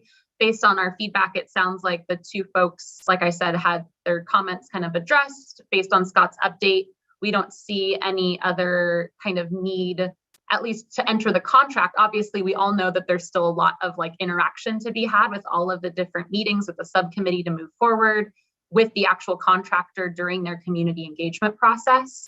But in terms of being able to enter the contract, if there are no objections from this group at this time, then we can just have the city move forward with the actual contractual obligations so that they can get started on the actual project. And is that correct, Scott? Yes, that is correct. And we would be placing that on one of our March city council agendas, and we can get that information just so that committee members would be aware of when that item is being heard. And so we'll email what that information, as well as maybe that agenda and the link and the notice and all of that to you all once we get it from the city. Okay, so just confirming, Jess, you wanted to make sure there were no objections. All right. Were there any objections to submitting from the city? Okay. All right. And then Jess, I think passing it back to you for land use subcommittee updates. Yes, we are finalizing, and I know we also have our city partners on here. So I don't know if Jennifer or Greg want to step in, but I can just say from the district standpoint, we taking all the input from our last subcommittee meeting, we are finalizing an updated version of the letter. And once that's finalized and translated, schedule our subcommittee meeting. And I know there's some standing, as Stephanie went over some action items that also touched on land use. We would hope to have those discussions in that subcommittee meeting. I don't know if Greg or Jennifer had any updates that they wanted to share that was different than what I just said, but I think that's pretty much where we're at. No, you hit it on the nail. And we will be meeting on Tuesday. I will, with our new city manager to bring her fully up to speed before we shoot it back to you guys. So we're good.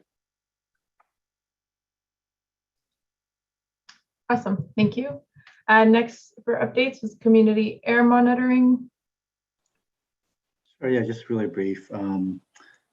As you all know, all 10 monitors have been fully deployed, and so we're pretty pleased with that. Our air monitoring van just recently experienced some engine issues, so that's been down. So we're hoping to get that fixed as soon as we can, and that's pretty much it. And I'm here to answer any questions or concerns that you may have. Naomi, go ahead. Thank you, Chai. It's not really about what you just shared. It's about the very in-depth conversation that we have about what to do with the air monitoring data. And Jamie and her team had shared a very detailed plan. So we can see an update of that, because I just want to share a brief anecdote. I had a meeting 2 days ago with a professor who is working with students. He's a professor at Edison High. He's working with students on a lot of things that had to be about environmental science. He was not aware. He had no clue that there was a regulatory class monitor in the school, that and where to access information and all that. So this is just bringing back my example that there is so much that we can do with this information. So I want an update of what has been done and what can we still do. Yeah, and just Go. Real quick on that. Person, because I know we worked with Edison High actually to have the monitor placed over there, and so we can reach out to that individual as well. And Jamie, you can continue on. Yeah, I would love to know who that was, because my staff's actually been out they're actually there today talking to schools in the AB 617 community. So, we may not have talked to that individual. We may not have talked to that school yet, but let me know, because my staff has marching orders now that school's back in session, and we're beginning to hopefully, fingers crossed, see a little bit of, ability to be out. Yeah, I'll put the name here in the chat of the professor and the classes, because he's doing a lot of work with these teenagers that will be so well connected with what we're doing here. Jamie, but can you share more besides that your staff is going back? Like there was a whole table that you sent. So and you don't have it in front of you, at least at some point? I'll put the link in. I believe it's online on the AB 617 webpage. So let me see if we can find it.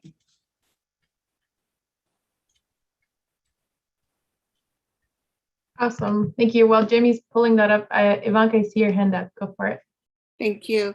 My question is more of a processing question and might lead back to the question of budgeting. We have our air monitor van, which does the most out of all the regulatory equipment.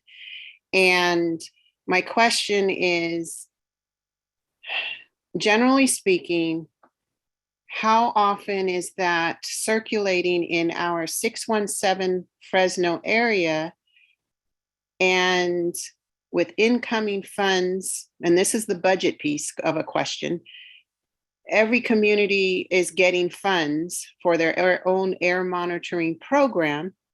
So what we think is the air monitor van specific to Fresno is now going to be shared with our other Central Valley 617 communities.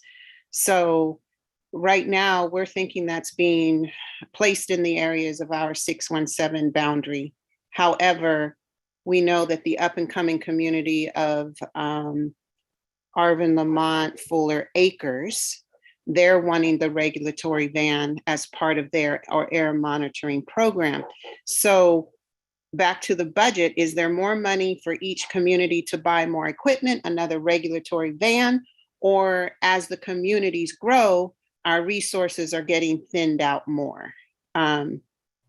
And this just isn't something we've talked about, but I figured that it was a good time under air monitoring to bring this up.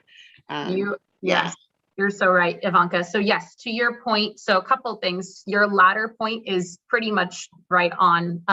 We've been getting about the same amount of implementation funds, even though we've added one community last year and then the fourth community in Arvin Lamont this past year that we've, to your point, been working on deploying air monitoring. Right now, at least, especially too, as we've continued with air monitoring deployment, the van has been, as we've noted to you all, sort of as needed or in certain unmonitored areas that we have been going to back and forth, not only back and forth between Shafter and Fresno, but then also in Stockton as well. And so that's still going to, at this point, continue. That is the plan. We did not receive an increase at all in funding for Arvin Lamont. And so the van being sort of the more expensive piece, but also the most versatile piece, and that we hoped to use it kind of when needed, as needed in unmonitored areas. Right now is planned in this sort of cycle to be used in Arvin Lamont, but definitely moving forward. And as we especially work with Arvin Lamont and Stockton too on kind of beefing up their air monitoring, we might have that conversation with them and find that maybe there is a need for an additional one. But to your point, Ivanka, right now, yes, it is sort of shared among the currently 3 current monitored, but soon to be 4 as we deploy in Arvin. But you know, I like Tri mentioned, we've been going back and forth. So we have still been trying to do monitoring campaigns. Something we didn't get to, but we plan to at a future meeting is we had slides last time we didn't get to share about some monitoring we did near chrome plating facilities, and that was done using the air monitoring van. So still definitely for special projects or as needed, or if there's a concern. Another example is we do plan to go out sometime related to the vitro glass concerns. So we definitely are going to use the van for these special monitoring projects as requested. Thanks all. And I just want to point us to the chat really quickly before we move on. We have a couple of public comments, but they're relevant to the conversation. Laura says we can get a federal EPA grant for a new van with regulatory monitors if you write it this week.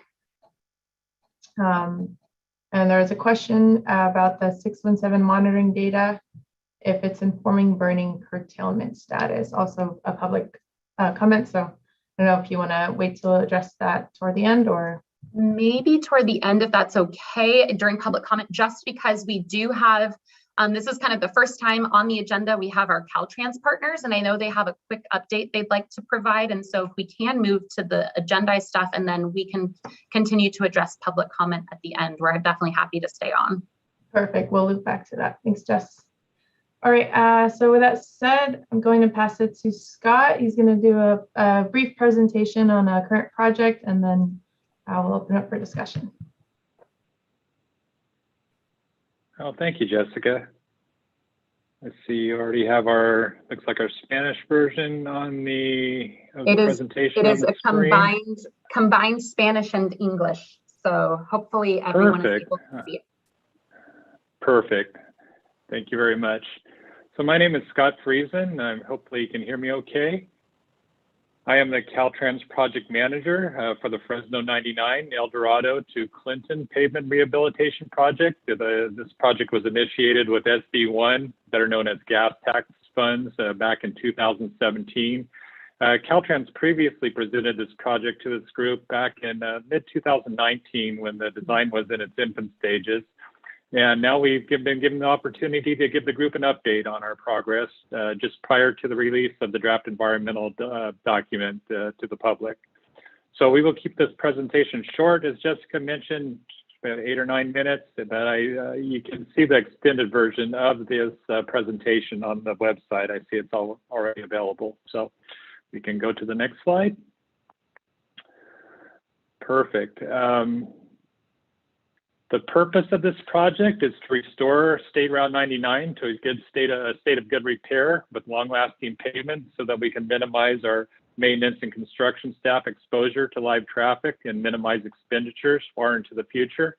the pavement is old. It's over 50 years old and requiring frequent costly repairs. It is proposed to bring the existing roadway features to current standards, such as shoulder widths, interchange spacing, and vertical clearances for trucks. The project will consider pavement rehabilitation strategies, such as consistency with adjacent State Route 99 pavement and long-term State Route 99 corridor plans. It will also consider traffic management during construction and long-term cost effectiveness. On to the next slide.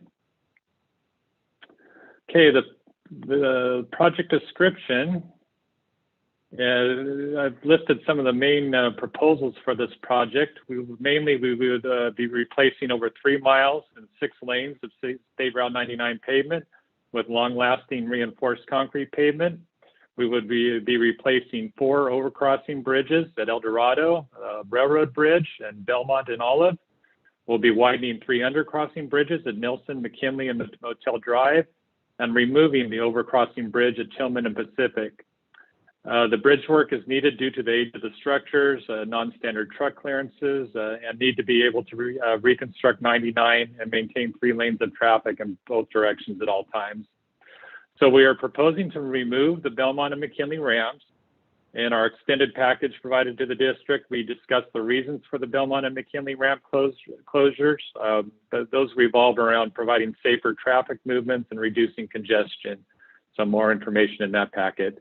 We would also be constructing auxiliary lanes connecting ramps throughout the project limits. And due to the Belmont and McKinley ramp closures, we would need to improve the Olive interchange. And we have two alternatives for that enhancement, which we will share shortly. So next slide. Okay. The next 2 slides show an exhibit map that we have created that shows some of the key features that I just mentioned proposed for this project. And also they integrate some high-speed rail work that is scheduled to be completed before the Caltrans work. In fact, some of that will start later this year. For reference, Roding Park is the green shaded area near the bottom center of the map. This half of the project focuses on the Belmont to Clinton portion of the project. And then we can go to the next slide. And this is the southern half of the map with Roding Park near the top of the map and focuses on the southern half of the project surrounding the State Route 180 interchange. So I'll leave my phone number and email in the chat room later. And if anybody wants this map or this presentation, feel free to let me know, or any project information for that matter. So we can move on to the next. The next 2 slides show the 2 alternatives for a new interchange at Olive Avenue. The screen that you see now shows all 4 ramps merging with 2 roundabouts located on either side of State Route 99. This is just north of Roding Park. This is also a direct parkway. There's also a direct parkway drive connection to the roundabout on the west side of 99. Traffic studies have shown that this roundabout configuration can operate effectively throughout the design life of the project, which is through 2049, even with additional traffic to be absorbed from the McKinley and Belmont ramp closures. And federal highway studies have shown that such configurations as these roundabouts are also safer for pedestrian crossings than conventional signalized intersections. So, okay, we can move on to the next slide. Sorry, before you move on, we see a hand up. Are you taking questions right now? Yeah, I'll ask Jessica about that. I know there was some time constraints, so we can either go through and take a couple of questions, or we can do that at a later date. So Jessica, yeah, I wonder, Lisa, is your question clarifying on the slide that Scott just shared? Because if it might help others, or is it an overall question we can wait? Actually, it's a question on the last slide in those roundabouts. Perfect. Yep. Okay. If that's okay, Scott. Sure. As you know, the city of Fresno is buying a lot of motels along Parkway and converting them to homeless shelters. Have you factored that into your design? Because I see roundabouts as roundabouts with that population base in that area, kind of dangerous, actually. And has this come out to the general public yet?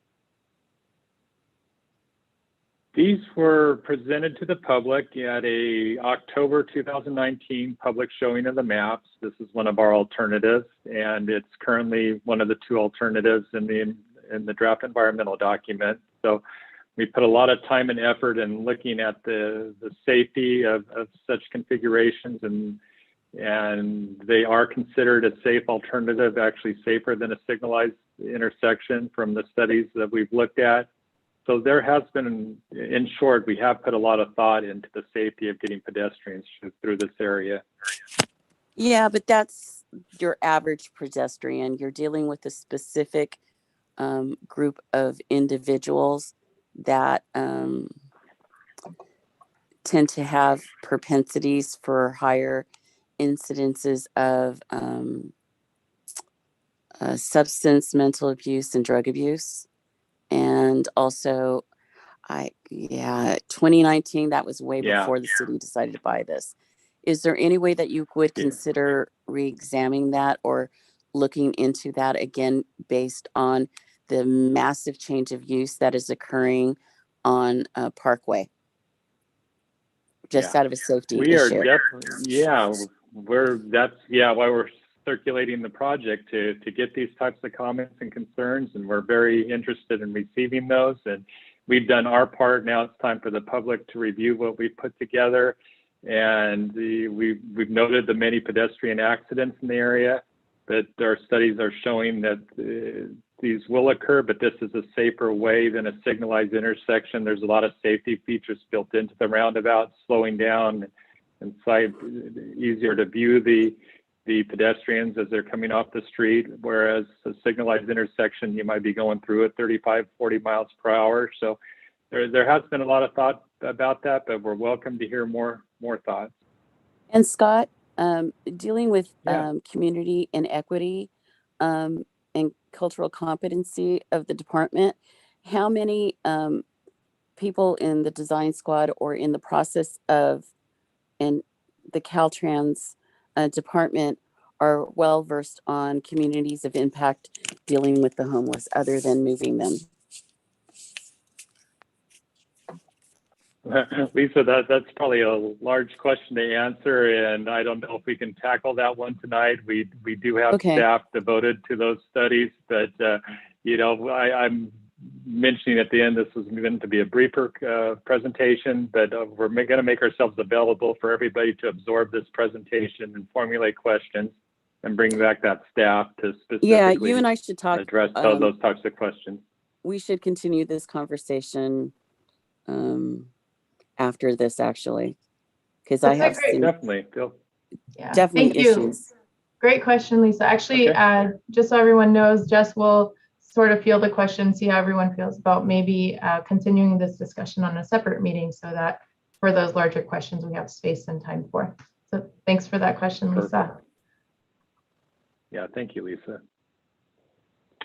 Okay, this is our second alternative. This is called a diverging diamond interchange. It's also known as a crisscross interchange, where traffic is actually shifted to the opposite side of the street as it crosses over 99 to allow for left turns onto and off of the freeway without having to wait for a green light signal. In this picture, the green lines represent westbound traffic movements and the red lines eastbound. Pedestrian paths are provided in the center island between protective barriers. And I know this will take a while to absorb, and that's why we're going to make it available, but it's very unique, interesting interchange that more and more, they're just arriving in California now, but they're a little more common nationwide. So that's that's our other alternative at Olive. So we can move on. Project benefits.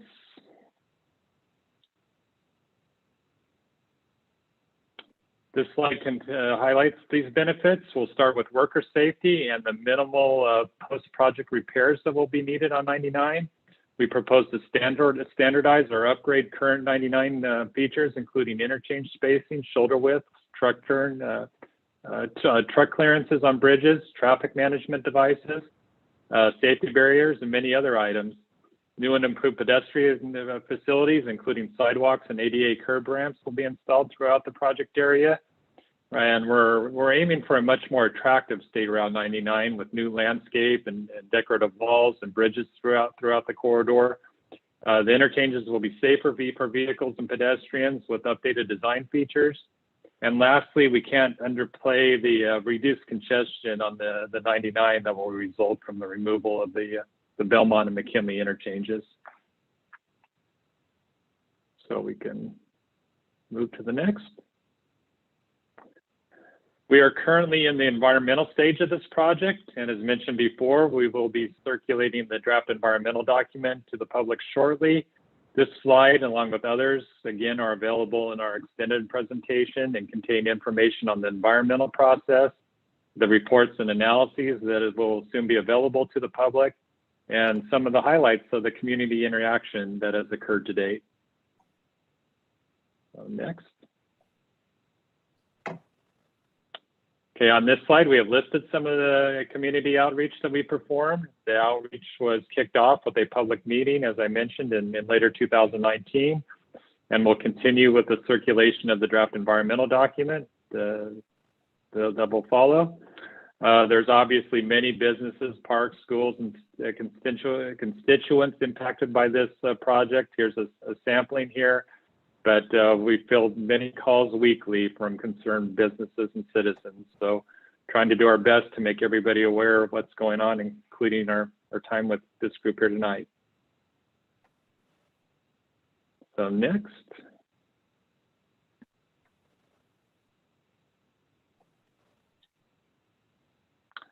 Okay, we included a slide here that shows the project's involvement within the AB 617 South Central Fresno boundaries. The red outlined area shows the general project area. It's kind of bubbled in there, while the outer dashed lines depict the socioeconomic study area. The northerly or upper AB 617 boundaries are the pink lines and include the area on the lower half of the map. You probably know your own boundaries, but McKinley is that top horizontal line and Nelson is the lower one, and then they're connected with a slant along the border with 99 there. Lisa, sorry, really quick. Lisa, I see your hand up. Do you have a clarifying question on the current slide? Actually, it was on the previous slide. His community outreach. You've contacted the zoo, you've contacted Storyland, you've contacted Playland. I've run 2 dog groups out of Roading, and there's another group out of Roading that we've never been contacted about this. And we've been there for over 10 years. Well, what's that group, Lisa? I do the Roading Small Dog Play Group on Wednesdays and the Central Valley Chihuahua Club, representing close to 200 dog owners. And Tiny Paws is a nonprofit here in Fresno that also runs a Saturday play group out of Roading. So, you know, and then there's also the tennis group that is there, that's been there for decades.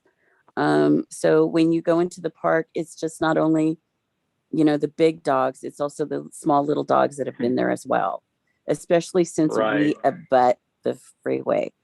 You're right on that northern end there. We've seen that many times walking by. And then on the second, at least. And then on the second slide, I have another question. Your current slide, real quick. Also too, what was your outreach into the community, into the Tower District, since this will impact people's access to 99 in the Tower District? I believe they were part of the invitees to the public scoping meeting back in later October, and they obviously will be notified when we release the environmental document for circulation. I have not had a lot of specific contact that I can recall with businesses within the Tower District itself. Is a good individual to actually do outreach into the Tower District is Tyler Mackey. He runs the little marketing group here in the Tower, He's really good about Okay. working with people and getting information out. M-A-C-K-E-Y? M-A-C-K-Y. When you call me, I'll give you the information because I have it in my phone. So yeah.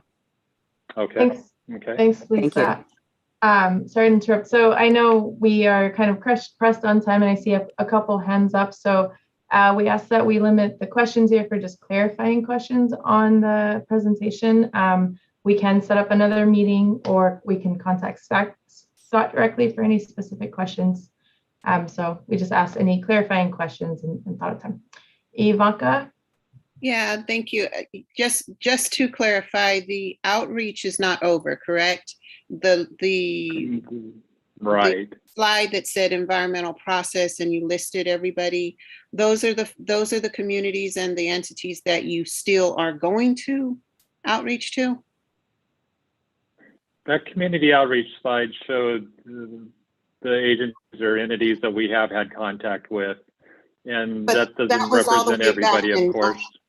But that's back in October of 2019. So are these the same groups that are going to be outreach to when that EIR draft becomes available? Yes, we will continue to outreach, and many of these businesses we've had ongoing conversations with. Some call me up every month to get project updates. So this is just kind of a recognizable representation of some of the, well, as I mentioned, more recognizable people we've talked to and had ongoing conversations with. But it's not by any means an all-inclusive list.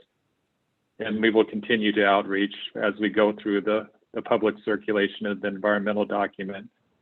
As it's not a one-shot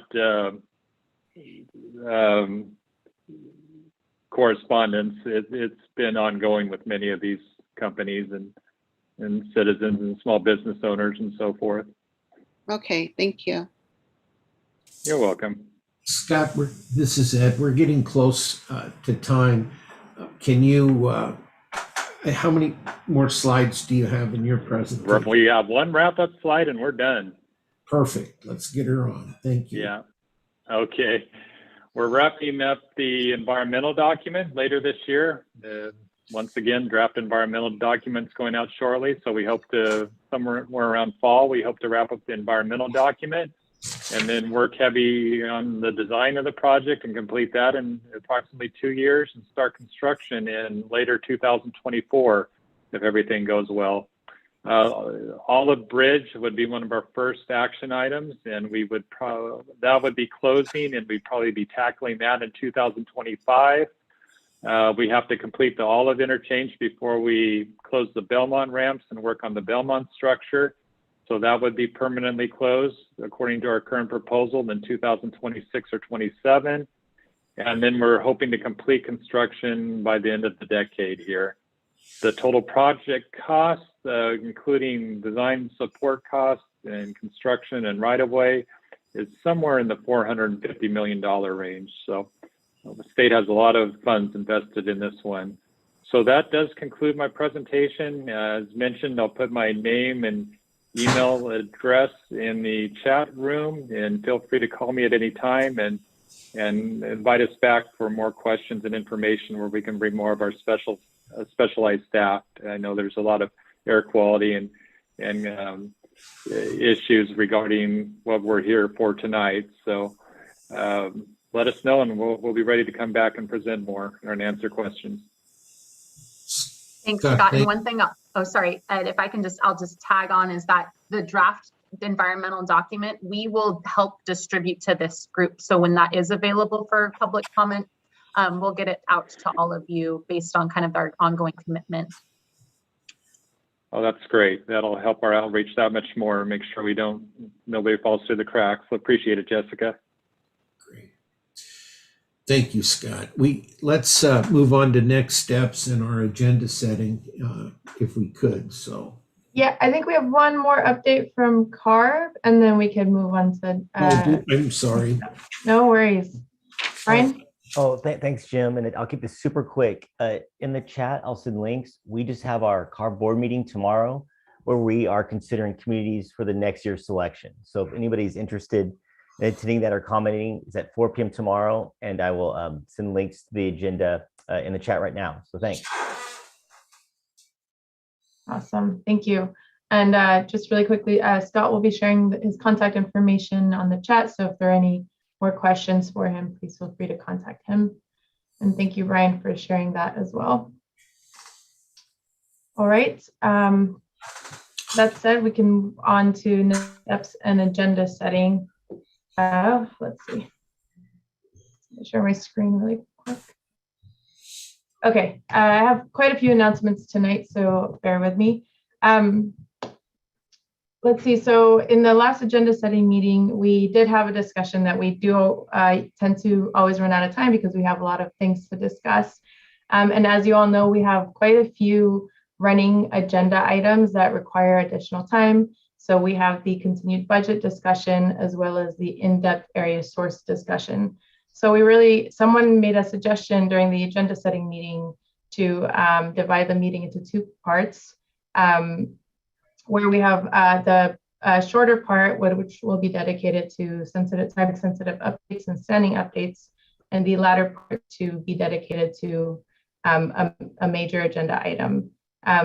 So we wanted to sort of test that out with everyone to see if that would work, knowing that we do have multiple running agenda items, as well as we have some action items that need feedback and discussion from the CSC, such as the Serp measures. And the other suggestion was to create a separate meeting specifically dedicated to specific topics, such as the in-depth area source discussion. Just to correct, I think you were saying the in-depth stationary source discussion. I know it says yes. Source was stationary. I think a new topic, but yes, the stationary source discussion that we had a lot of updates to make was the potential separate meeting, or as Jem mentioned, and sort of a second half of the next kind of several meetings based on a discussion we had with a smaller group of you during the agenda setting. So would love to hear from you all if that suggestion were to work. So breaking the agenda into two pieces and dedicating one of those to a larger agenda item, such as, thank you for correcting me, the stationary sources discussion, the budget discussion. However, the caveat is you will have to prioritize which item we'll discuss. And so wanted to hear from the CSC thoughts about that organization of that structure, that agenda.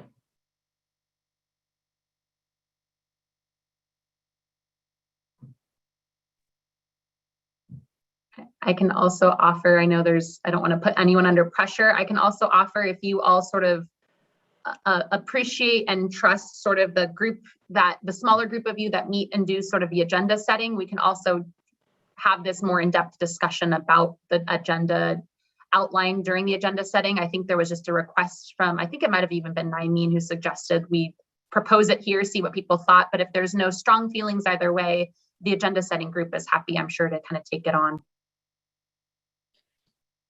I'll just quickly add my 2 cents in, if that's all right. I can't make the next meeting, and I would like to be a part of the stationary source conversation.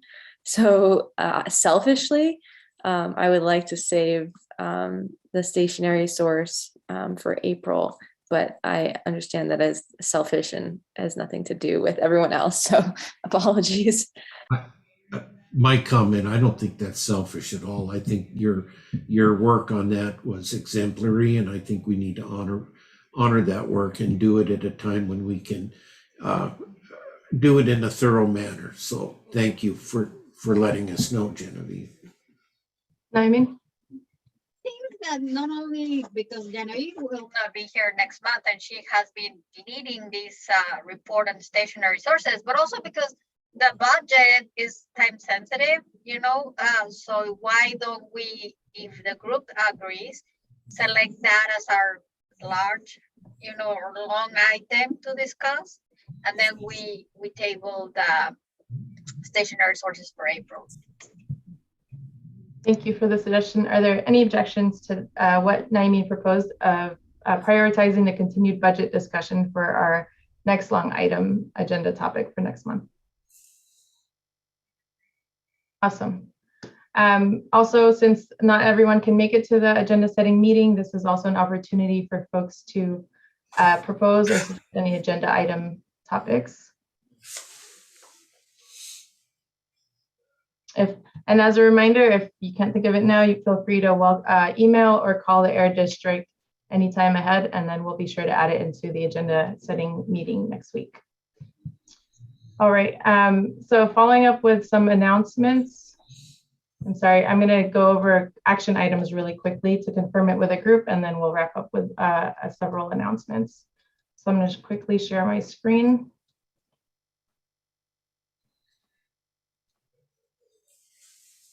All right. So here are action items from today's call. The Air District will follow up with vitro architectural glass pile inspection lab results. The CSC would like to see transparency on the permitting and enforcement processes. Are there any corrections or suggestions with this action item before I move on to the next? Can you add that they would review or see if there's any recommendation that could be made about the glass piles as part of their re-permitting process? Noted, thank you. And I'm sorry, I can't see anyone on my screen. 1 second, everyone disappeared. Okay. Moving on to the next action item. For residential wood burning incentives, the Air District will research if cost allocation or reimbursement for residents can be increased. Are there any corrections or amendments to this action item? I don't see any hands. And lastly, we have the city and Air District will move forward with funding the truck rerouting proposal. Air District will send an email update to notify CSC members. Are there any suggestions or corrections to this action item? Yeah, one, could you include in that the stationary sources will be a part of that existing conditions and cumulative effects? Thank you, Dr. Curry. Thank you. Okay, those were the action items we recorded tonight. Are there any additions or anything anyone would like to add that we may have missed? I would like to add something.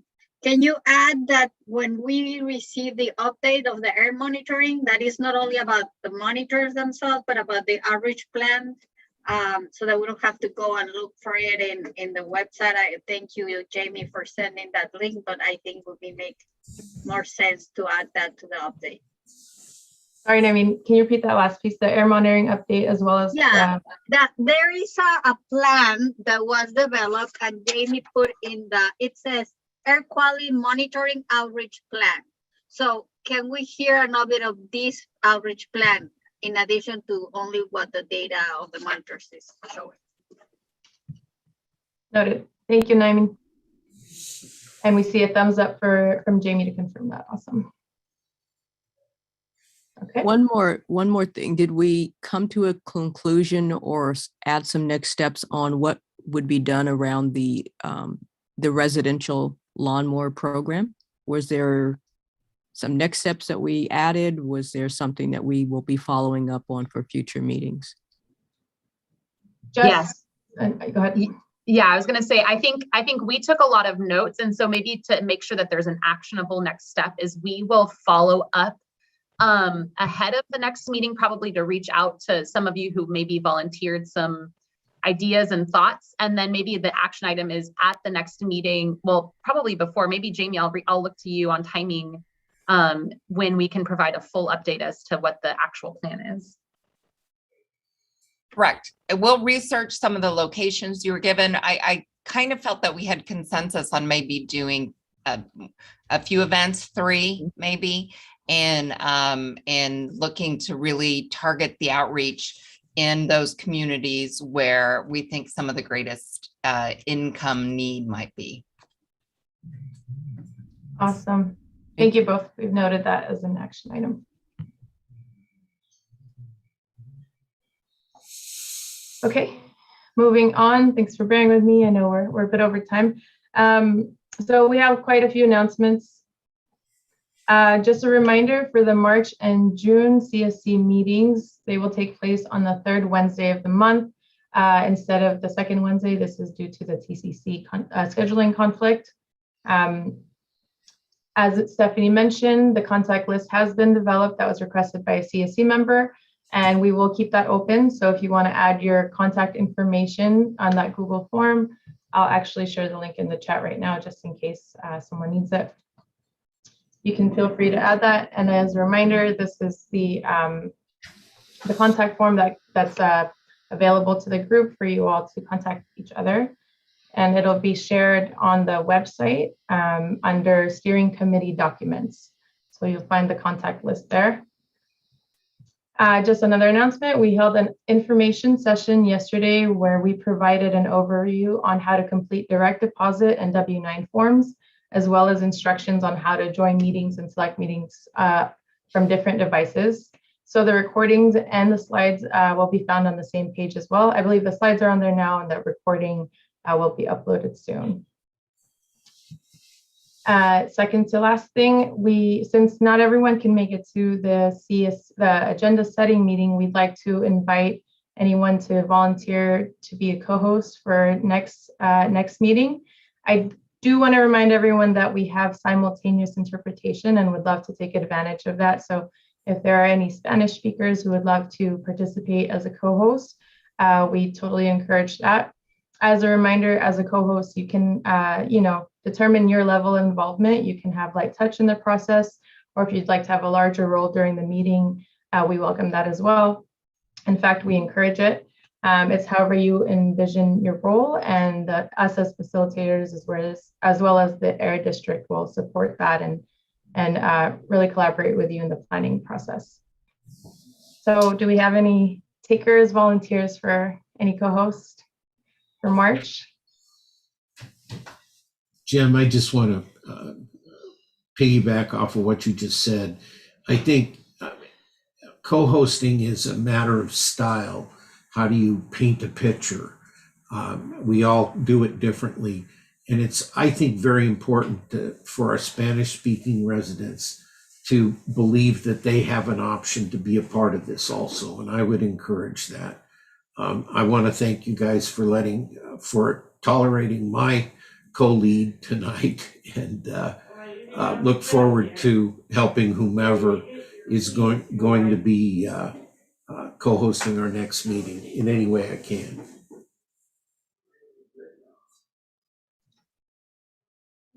Thank you, Ed.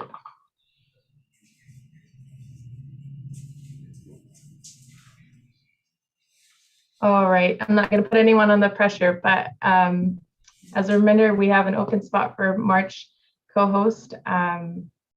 If you do feel inspired and inclined to do so, please email Air District. Oh, Eric, I see your hand is up. Are you volunteering?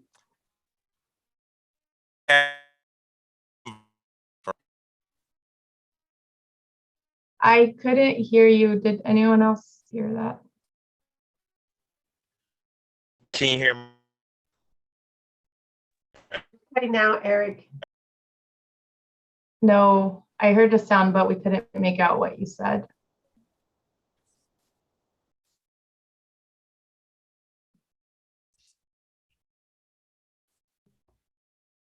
Yay, thank you. All right, Eric said he can volunteer on chat. Awesome. We'll reach out to you about planning a planning meeting. Thank you so much for volunteering. Okay, that's it for announcements from us. Lastly, I would like to make space for the CSC. If there are any announcements you'd like to share among each other, you can take advantage of this platform we have now and time. Any announcements you'd like to make about the community or any local community events?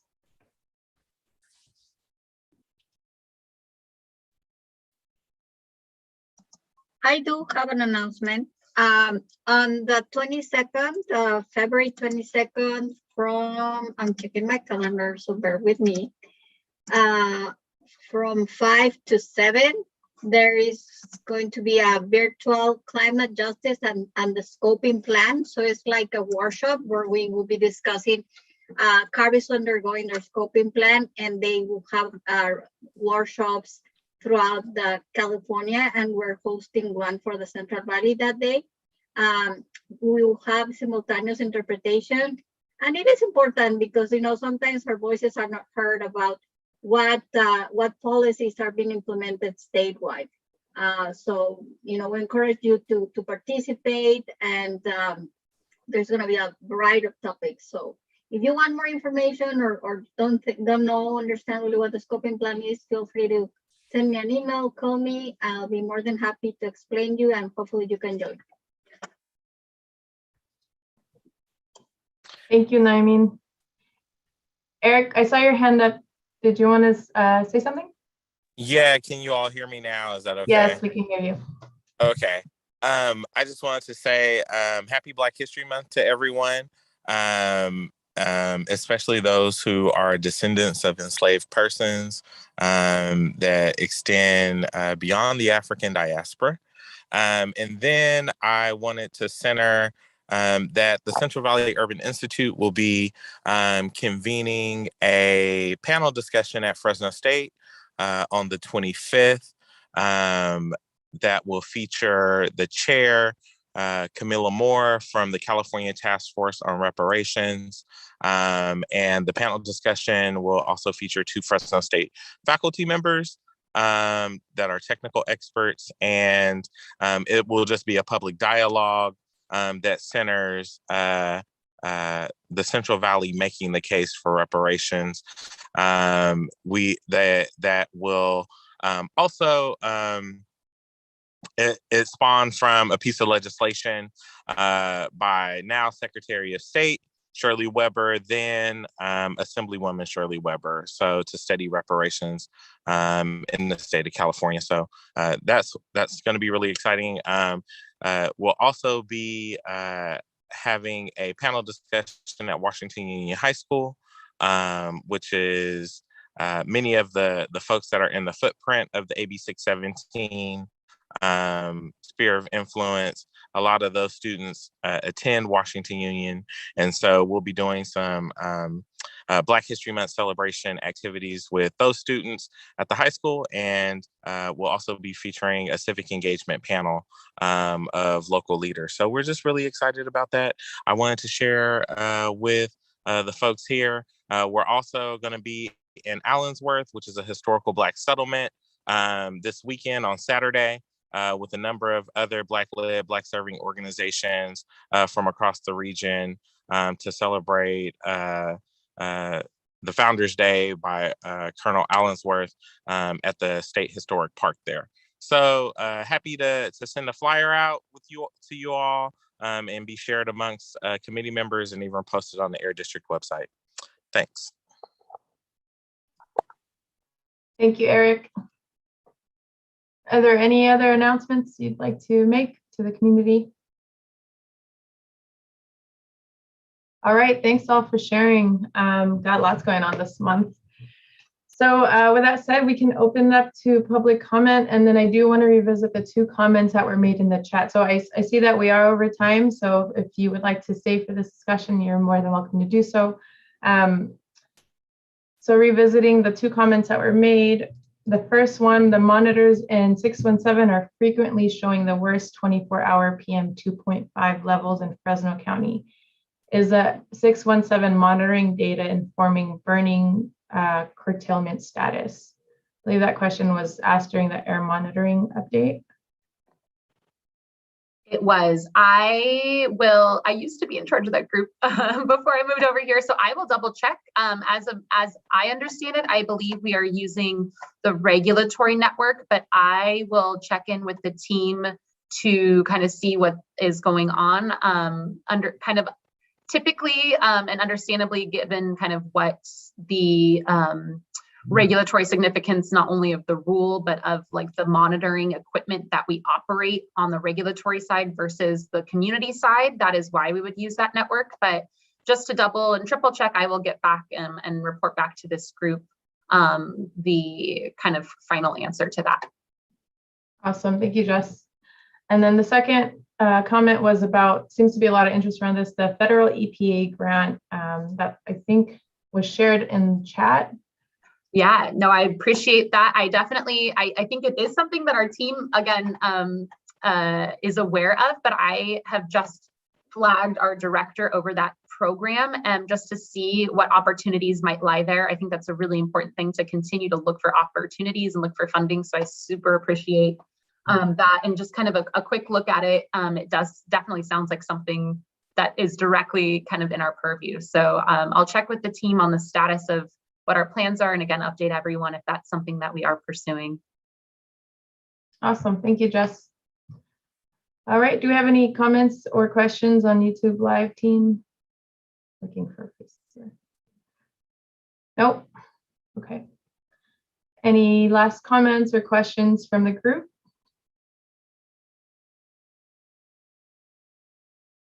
Okay, we will let you get back to your evening. I apologize for going over a bit, but we did have a lot to cover. I hope you have a good rest of your evening. And remember, next month's meeting is on the 3rd Wednesday, not the 2nd Wednesday. Ed and Jess, would you like to make any closing remarks? Just thanking Ed. Thanks, Ed, for all of your work. Yes, thank you, Ed. And to Lilia for her beautiful presentation. Definitely a team effort. Ditto. All right, thank you all. Have a good evening.